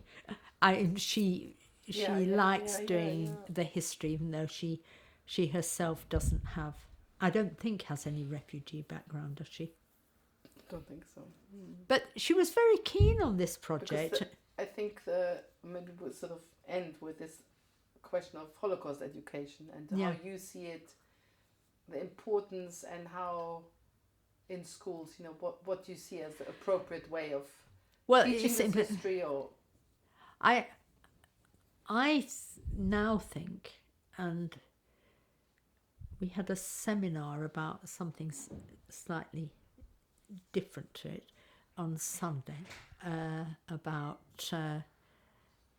Palestine and education about what's going on there. And I think it all should be part of one's story. There should be education about the Holocaust, about discrimination, and about different forms of genocide or murder, and not just about Jewish or Israeli and Palestinians, but bringing in other forms of racism and Islamophobia and so on. And there is no well, it's almost like replaying a tape, because I think I told you earlier I was much tasked about gender identity and all the debates about trans and gender identity. And I came into that debate really because I did a research project, one of my last ones when I was still working, about sex and relationships education in schools. So I suddenly thought, I read the Cass report recently and tried to write something about it. And that's even more toxic than talking about being Jewish or a refugee or whatever. But I think it's important that we do address these issues in a reasoned way in schools, instead of trying to brush them under the carpet. So to go back to your question, because I don't think the debate about trans is properly dealt with in schools, because Pam and I, when we were doing our work on sex education, could not get any teacher education group to even do any teacher education about how you teach about sex and relationships in schools, let alone trans or gender identity. So I think the same is the case now for talking about these different hugely contested debates about being Jewish, the role of the Holocaust, what's happening in Gaza, Palestine, and an Israeli or Jewish perspective, as well as a Palestinian, Arab one or whatever. But I think it's really important. If schools are not about these civic, personal, social and political issues, what are they about? So you think they need to be contextualized in a broader way? Yes. But I think it's very difficult, and I suspect it will take years to get. In order to do it, you need to have you can't just get teachers to do it without any teacher education. And actually that wasn't even touched upon in our debate on Sunday. But I'm firmly of the belief that you need teachers to learn how to do it before you can do it. You can't with sex and relationship education, they just used to give it to the person, the least stressed person in the school, who had no knowledge of how to do it. It's a really difficult issue to deal with. And the same is true, I think, with talking about the Holocaust. And I never really liked what is being done at the Institute of Education on Holocaust education. And I think they once had a talk by, is his name Samuel Bauer? Shmuel Bauer, I think, from the Hebrew University that I went to. And I felt he Yehuda Bauer. Yehuda, that's right. I thought he was over the heads of most children in here, or most teachers. Yeah. But I wasn't ever allowed to go near that. Although I finally got one of the people in the Holocaust Education Centre to write a puff about debating the zeitgeist that's on the cover of Debating the Zeitgeist. Oh, I see. Yeah. I did try, and I did think our book would be important for that. And I still do. I think if we have to teach next generations, though I think it's difficult. And it gets squeezed out of the curriculum. There are far more important things to do. And in terms of, because you've been active for so long as a feminist, what do you think, how do you judge the situation? Do you see any overall improvements if you look at education or general society? Oh, I think, of course, I think there have been massive changes in the situation for women in relation to men. But most of them have been of the liberal feminist kind, rather than more radical. And in fact, I think too much liberal feminism has been taken on board at the expense of making more radical changes. But radicalism is off the agenda at the moment, isn't it? Give me an example. What do you mean by radical changes, for example? Well, for example, one of the major changes in the last 10 to 15 years has been affected by the Me Too movement. So that's individual women, liberal feminists, arguing, and I think they're right to have argued about how they were sexually molested, raped, abused. Yeah. But they're nearly all very middle class women. And I think there are all sorts of concerns around the world that are more pressing and needed. For example, actually it just so happens that today's editorial in The Guardian is about women's rights in Iran. And that's a much more pressing issue. So this is, I think, where I want to finish, because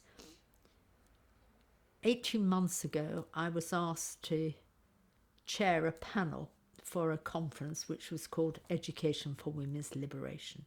And I was so pleased to be invited. I thought my career in that area was over. And at first I thought it was a small conference, a small number of feminists. But it turned out to be a massive one, and there were 5 panels take place, and then there was a even bigger plenary panel for all 5. So mine was a small one, but mine had, the panel I ended up doing had a woman from Iran talking about what had happened to the woman who's hadn't worn the right veil, and how she was eventually killed by the thought police in Iran. Then there was a woman from Afghanistan, actually talking live from Afghanistan, talking about the threats to education for women in Afghanistan. What a brave woman, I thought. There she was. Anybody could have come and done something terrible to her. She was very brave. And then there was a woman who was doing research on women's rights in Africa, who was good. And then there was somebody more like my kind of research, really, who was talking about the history of women's education in Britain. In the end, she didn't give her paper because her mother was ill, so I did it on her behalf. But most of the discussion was taken up with the 2 women from Afghanistan and Iran, and they were... So I think those are the big issues that are not being confronted at the moment. Anyway, a week before I did chair this panel, another colleague of mine with the same kind of title asked me not to attend the conference because it was transphobic. The whole conference, she said. And she said I didn't understand the issues. Could she send me some papers of the reason why I shouldn't attend? And she told me one or two other people weren't going to attend, changed their minds because of it. And she sent me a lot of papers, but I'd read most of the things she sent me. They were about the Tavistock Clinic and the debates about trans rights. And so I said to her, well, isn't it all right if I go along, chair my panel, and mention these issues if they're relevant? And she didn't think it was, but that was, she couldn't persuade me not to go. But afterwards, I wrote a very brief comment on Facebook about it, and she was a friend of mine on Facebook. And what struck me there, most of all, was that the biggest hall at the Institute is called Logan Hall, and it has a capacity of 1,000 people. And it had 1,000 women in it. And my friend and colleague Diana Leonard had fought for this kind of thing for about 20 years at the Institute of Education. She also knew Irene and was a friend of Irene. We were all part of the same group. And she had died a year or two after Irene. So she never lived to see 1,000 women on their own in Logan Hall. So it struck me as quite remarkable, whatever the topic was, that this had actually finally happened. So I wrote about how I thought Diana might have felt and so on. And she...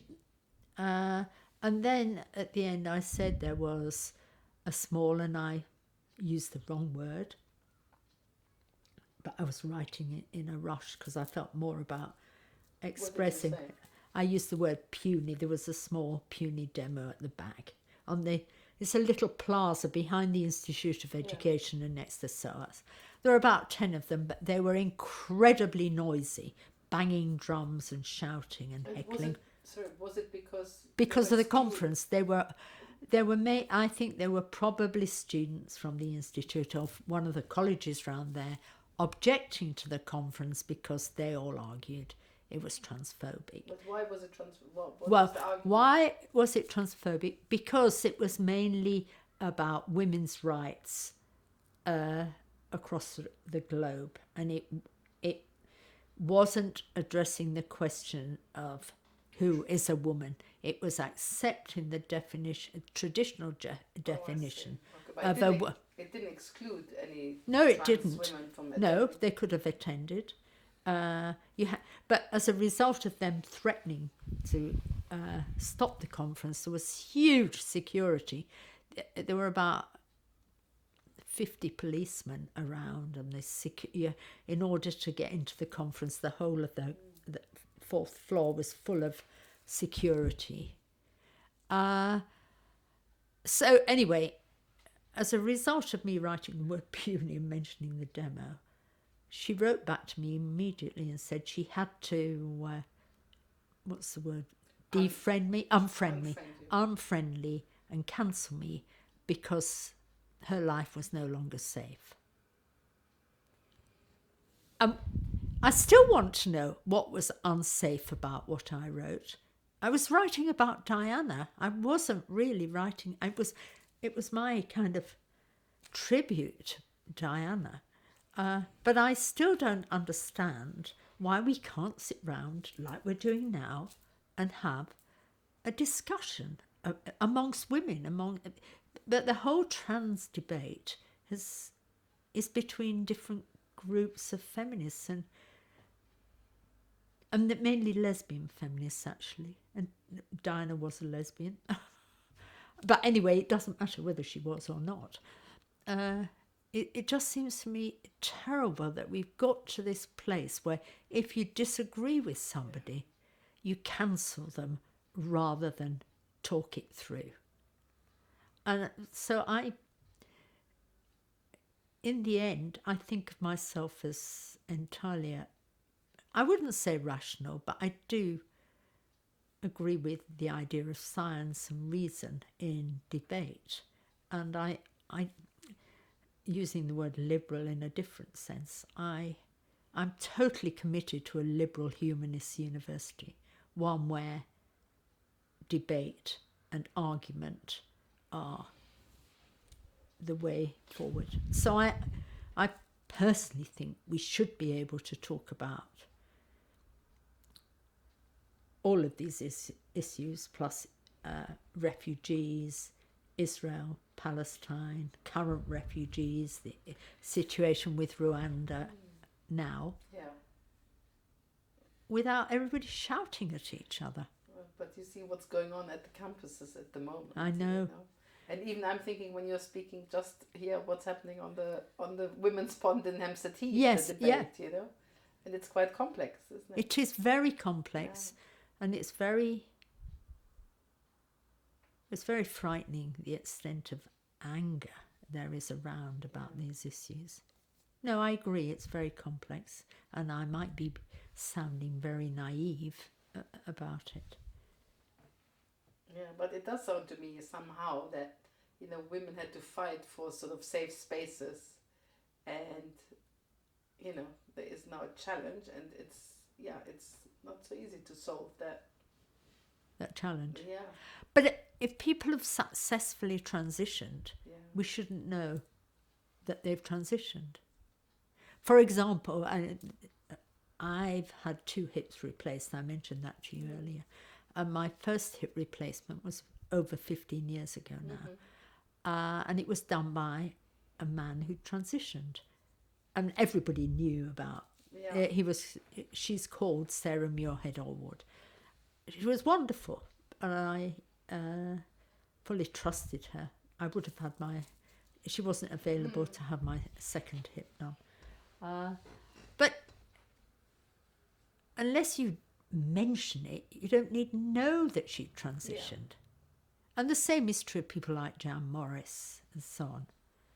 You don't have to know that somebody has transitioned if there's...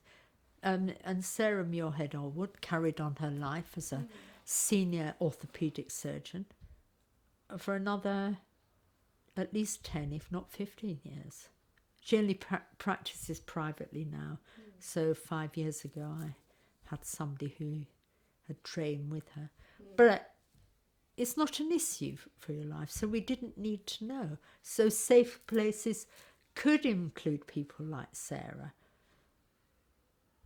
But I don't think some places are safe because there are some trans people who've transitioned who perhaps have done it for other reasons. But one of the things that I learned from reading the Cass report, which is fundamental, is there is far more girls than boys now want to transition. So it's over 2 to 1. And especially teenage girls. Yes, yes. Which is I was quite shocked about that, I have to say. I found it quite...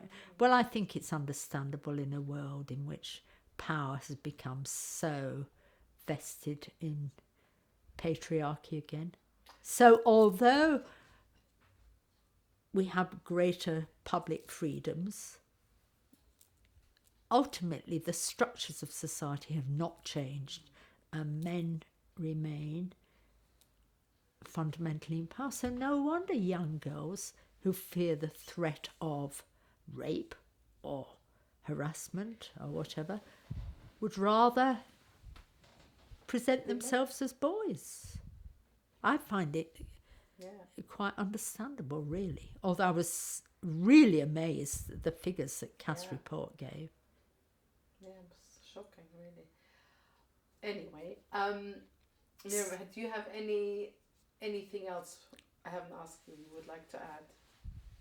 We've discussed quite you've wide range. You have, and you've made me really aware of how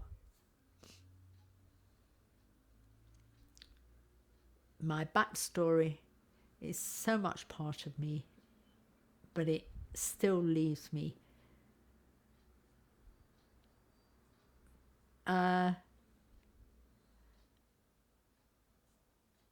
actually, I suppose the word is feeling fearful about certain political situations.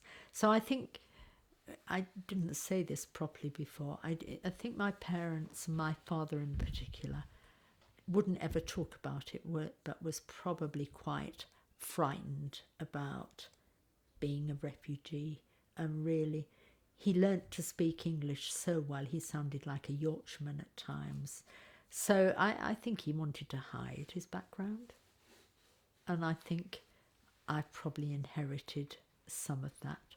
So I found the anti-Semitism debate that Margaret Hodge in particular did about the Labour Party, I found it too noisy. I couldn't bear it. I couldn't bear the fact. Too public. Yeah. And I thought she was, to use the word my father would have used, an ignoramus as well. She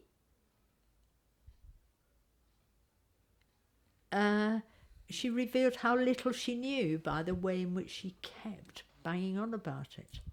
Because people like my father just would not want that to be such a public issue. You're right. Far too public. But she did I do know because her sister Ines was in my Debate in the Zeitgeist book. So I know a lot about her family background. Yes. I interviewed both of them. Not for refugee voices. Ines and Margaret. Ah. Well, Ines has a chapter in our book about her background. Oh, really? Yes. She came late to us as well, but not as late as Claire Angerson. But Ines reveals that she knew nothing about being Jewish until she married her husband. What was the name of her husband? Michael. No, then it's the other. Then it's not Ines. Sorry, I made a mistake. She has two sisters, maybe. Yes, it's she the does. Older sister. Oh, yes. Ines is younger. Sorry, it's not Ines, and she was at Oxford with and is still best friend of Frank's neighbour, Jenny Manson. Okay.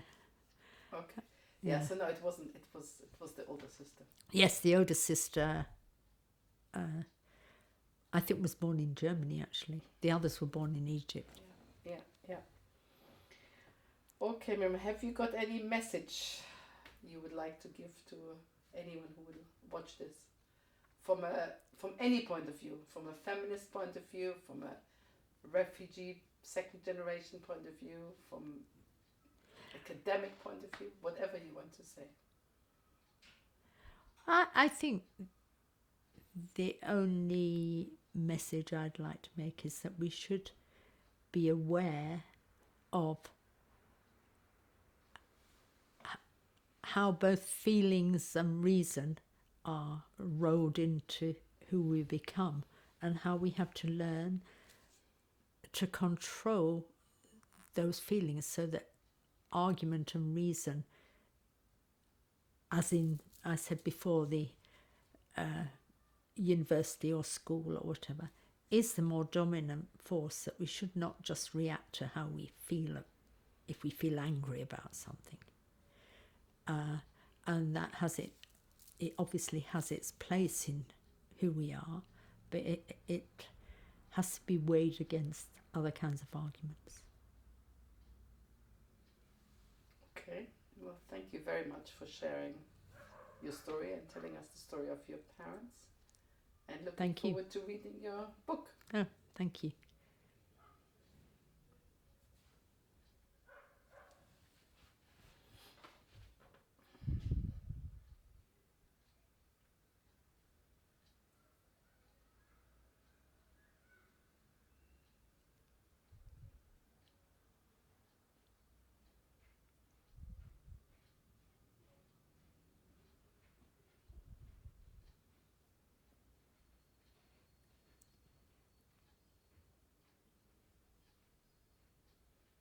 In your hand. Now, question is there if you hold it a bit lower, please, a bit lower. Thank you. Is there a nice photo of your father or both your parents? So I'll put this back. The best one is great grandma Bertha Derby.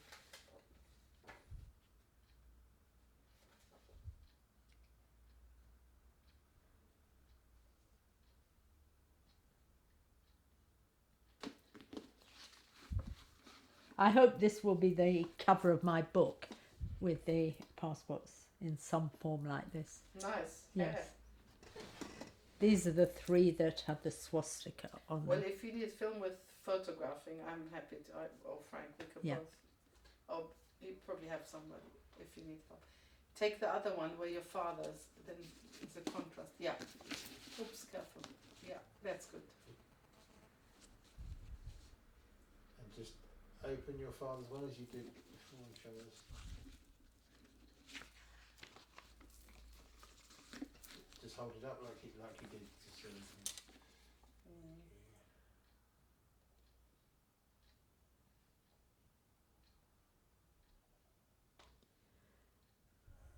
Okay. And the others as you did. Right.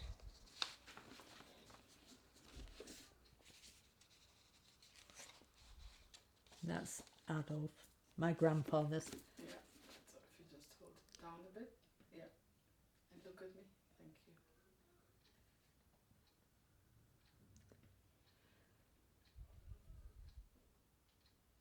you. Please tell me what you're holding in your hand. This is the locked safe that we found with the German passports in it. And that became the title of the book that I've just written. It's called The Locked Safe, a Family Memoir. And where did you find this? We found it in my mother's possessions after she had died, and she died 16 years after my father.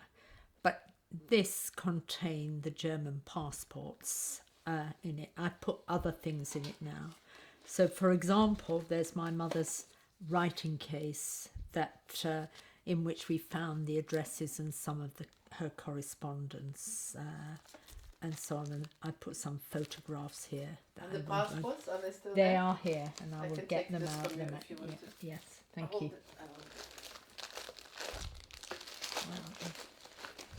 One of them is now missing because there are now only 4 because my nephew Johnny called his daughter Clara, so we thought it would be nice if he had for his daughter Auntie Clara's passport. But here they are. They've all got Nazi. Just show it to the camera. Hold it up. Yeah. Sorry. If you open the page, let's Yes. see what there is. Maybe find your father. This is my father's. His doesn't have the swastika on it because he left before the Germans put the swastika on it. So that's his passport. And it does give you when he arrived. But we also got that from the AJR slips. His passport is full because I think he had to leave the country and come back again every 6 months. So there's records of him going to Ostend, going to Belgium, going to Switzerland and France and so on. But these are my grandparents and my great-grandmothers. So this is my grandfather's.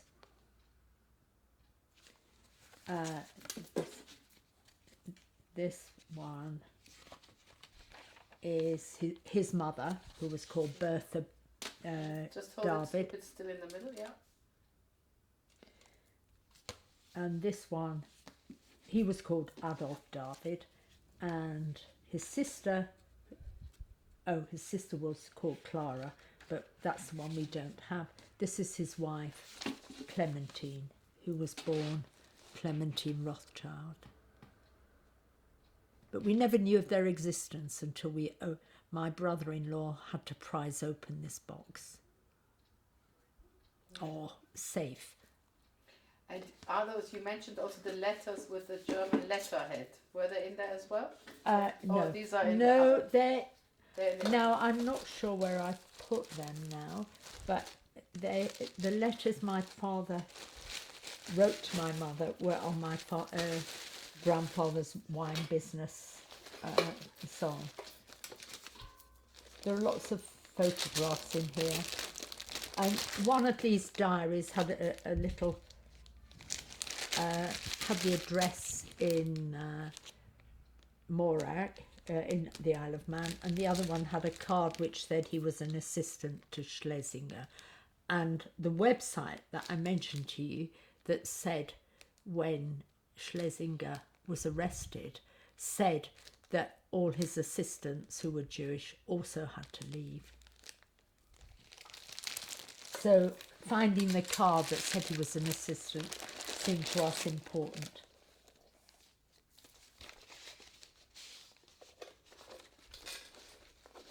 I think most of these things in here are just post-war pictures. Okay. Oh, that's my grandfather with my elder sister. And there's one, his mother with my elder sister as well. Okay. Thank you. Now you can. Yep. Yes, please tell me about this. This is the Photograph. picture of my great-grandfather's house in Niederwolstadt, and he was a beer merchant working for Henninger. I don't know whether that means he made the beer or just sold it, but I think he did make it because there's an ice hall that Dieter Wolf told us about in Niederwolstadt, next door to this house, which was where they needed to keep the beer cold. And it was huge, seemingly. This picture has both my great-grandfather and great-grandmother on it, so she's in the top and he's at the bottom, looking out of the window. Thank you. This photo was taken in approximately 1900.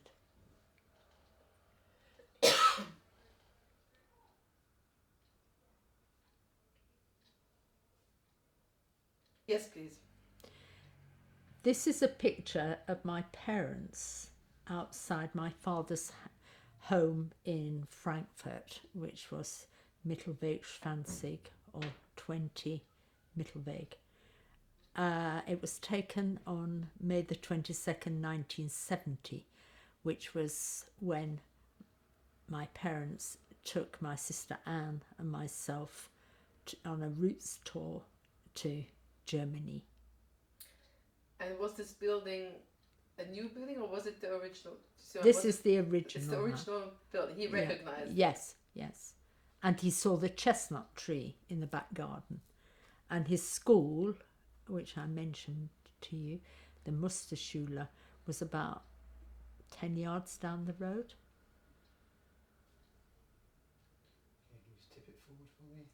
That's it, great, thank you.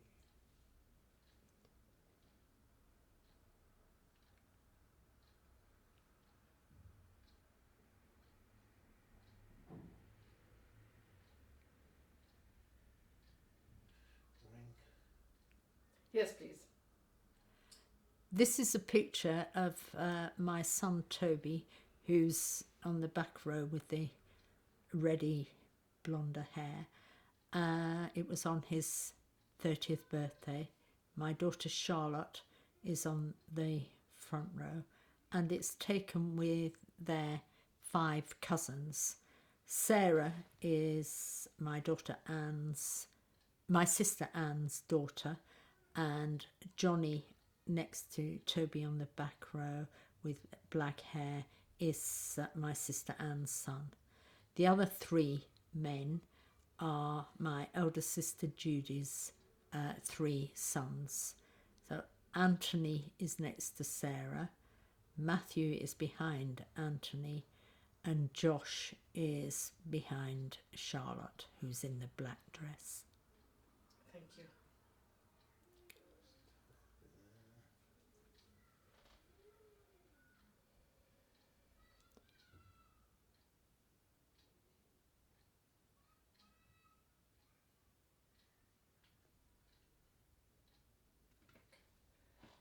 Okay. Yes. This is a picture of my father and mother with me and my elder sister outside our house in Newcastle. So it was probably taken in 1965 or 1966 when we moved to Polwarth Crescent in Newcastle. It was an area that the telephone number had the funny name of Wide Open. And where are you on the picture, left or right? And this one. Yeah. And that's my older sister. So you're on the left, and your Yeah. other sister is probably taking the photo. Yes, my younger sister's taking the photo. And then there is a photograph of my younger sister with my mother and Judy and myself. Thank you. Tilt it forward slowly. That's it. Great.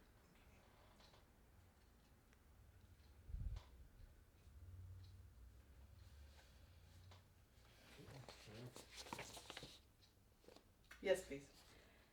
This book, The State, the Family and Education, is the one I mentioned to you before, which is where I argued with my mother about the dedication. So I didn't use the word refugee in the end. I put, for my father, whose untimely death deprived me of the chance to argue about patriarchy with him. And you So- regret that you didn't use the word refugee now? Or do you think it doesn't No. matter? I don't think it matters. Okay, so In fact, No, just stop. just tell us about the book, please. yeah, this is The State, the Family and Education, which was the book I published in 1980. And I argued about the dedication of it with my mother because I wanted to say about my father being a refugee, and she said he wasn't. So I changed it to, for my father whose untimely death deprived me of the chance to argue about patriarchy with him. I don't think at that point refugee had much resonance for me. But now, when I think about it and you ask me if I might regret it, perhaps I should have been more conscious of its importance. I didn't change it, but the whole book was republished in 25 years later, I think. Can't remember. It was first published in 1980, and this one.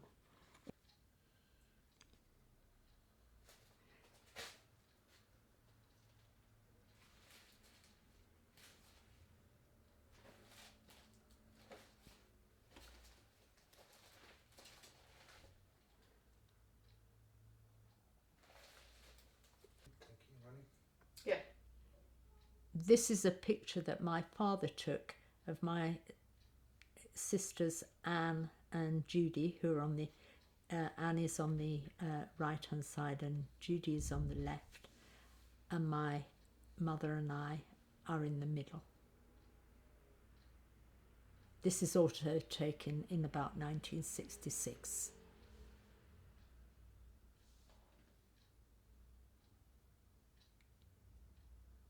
Is in Routledge Revivals. So it was published in about 2016. So here's In a that selection form. of your books. Just show Yeah. them to us. Yeah. If you turn them around and just, That's the same book republished. yeah. This is my first book that I wrote after my year at Harvard. And then I brought a couple of other books. I wrote a book called Personal and Political, published by Trentham Books, and its subheading is Feminism, Sociology and Family Lives. And then more recent, that came out in about 2000, I think. Mm-hmm. Oh, 2003. And this one is a feminist manifesto for education, which I was commissioned to write for Polity Press, and that came out in 2016, I think. And then finally I brought the book Debating the Zeitgeist and Being Second Generation, which is, and it's got pictures of all the contributors on the cover. And Miriam, congratulations on having written so many books. But how do you see what for you is the most important contribution Of my books? of your books? Yeah. Well, Or what are you I- most proudest of? Actually, I think I'm still proud of the state, the family and education that came out of teaching a course called Family and Social Policy at Bristol University with two colleagues, one called Hilary Land, who is still alive, and the other colleague sadly died last July, called Jackie West. And the three of us, it was the first feminist course that Bristol University put on. Which one is shows the book? Which It's one? the state, the family. Yes, the state, It's the that family and education. This one. Okay. And all the rest, as the rabbis might say, is commentary. Okay. No, it's a development of those Okay. kinds of themes. Okay. This is different, and this is what took me into writing my family memoir, or to get to my own background. And I couldn't have edited this without being involved in second generation, and without Marilyn, although, as I said much earlier, we differed in our balance of political analysis. She's much more concerned with socialism, and I think I'm much more concerned with the combination of socialism and feminism. Okay. And I don't think she's at all interested in being Jewish. It's just a factor in her background that's influenced her politics. Whereas I think my Jewish background is quite fundamental, and probably my refugee background to my wanting to keep things quite personal and up close. Okay, Miriam. Thank you again Thank for sharing everything Yeah. and for showing us also some of the documents and taking out the time. Thank you for all the time Talk to you've given me. It's an amazing privilege to have you, the two of you, filming and talking to me about my passions. Thank you. Thank you.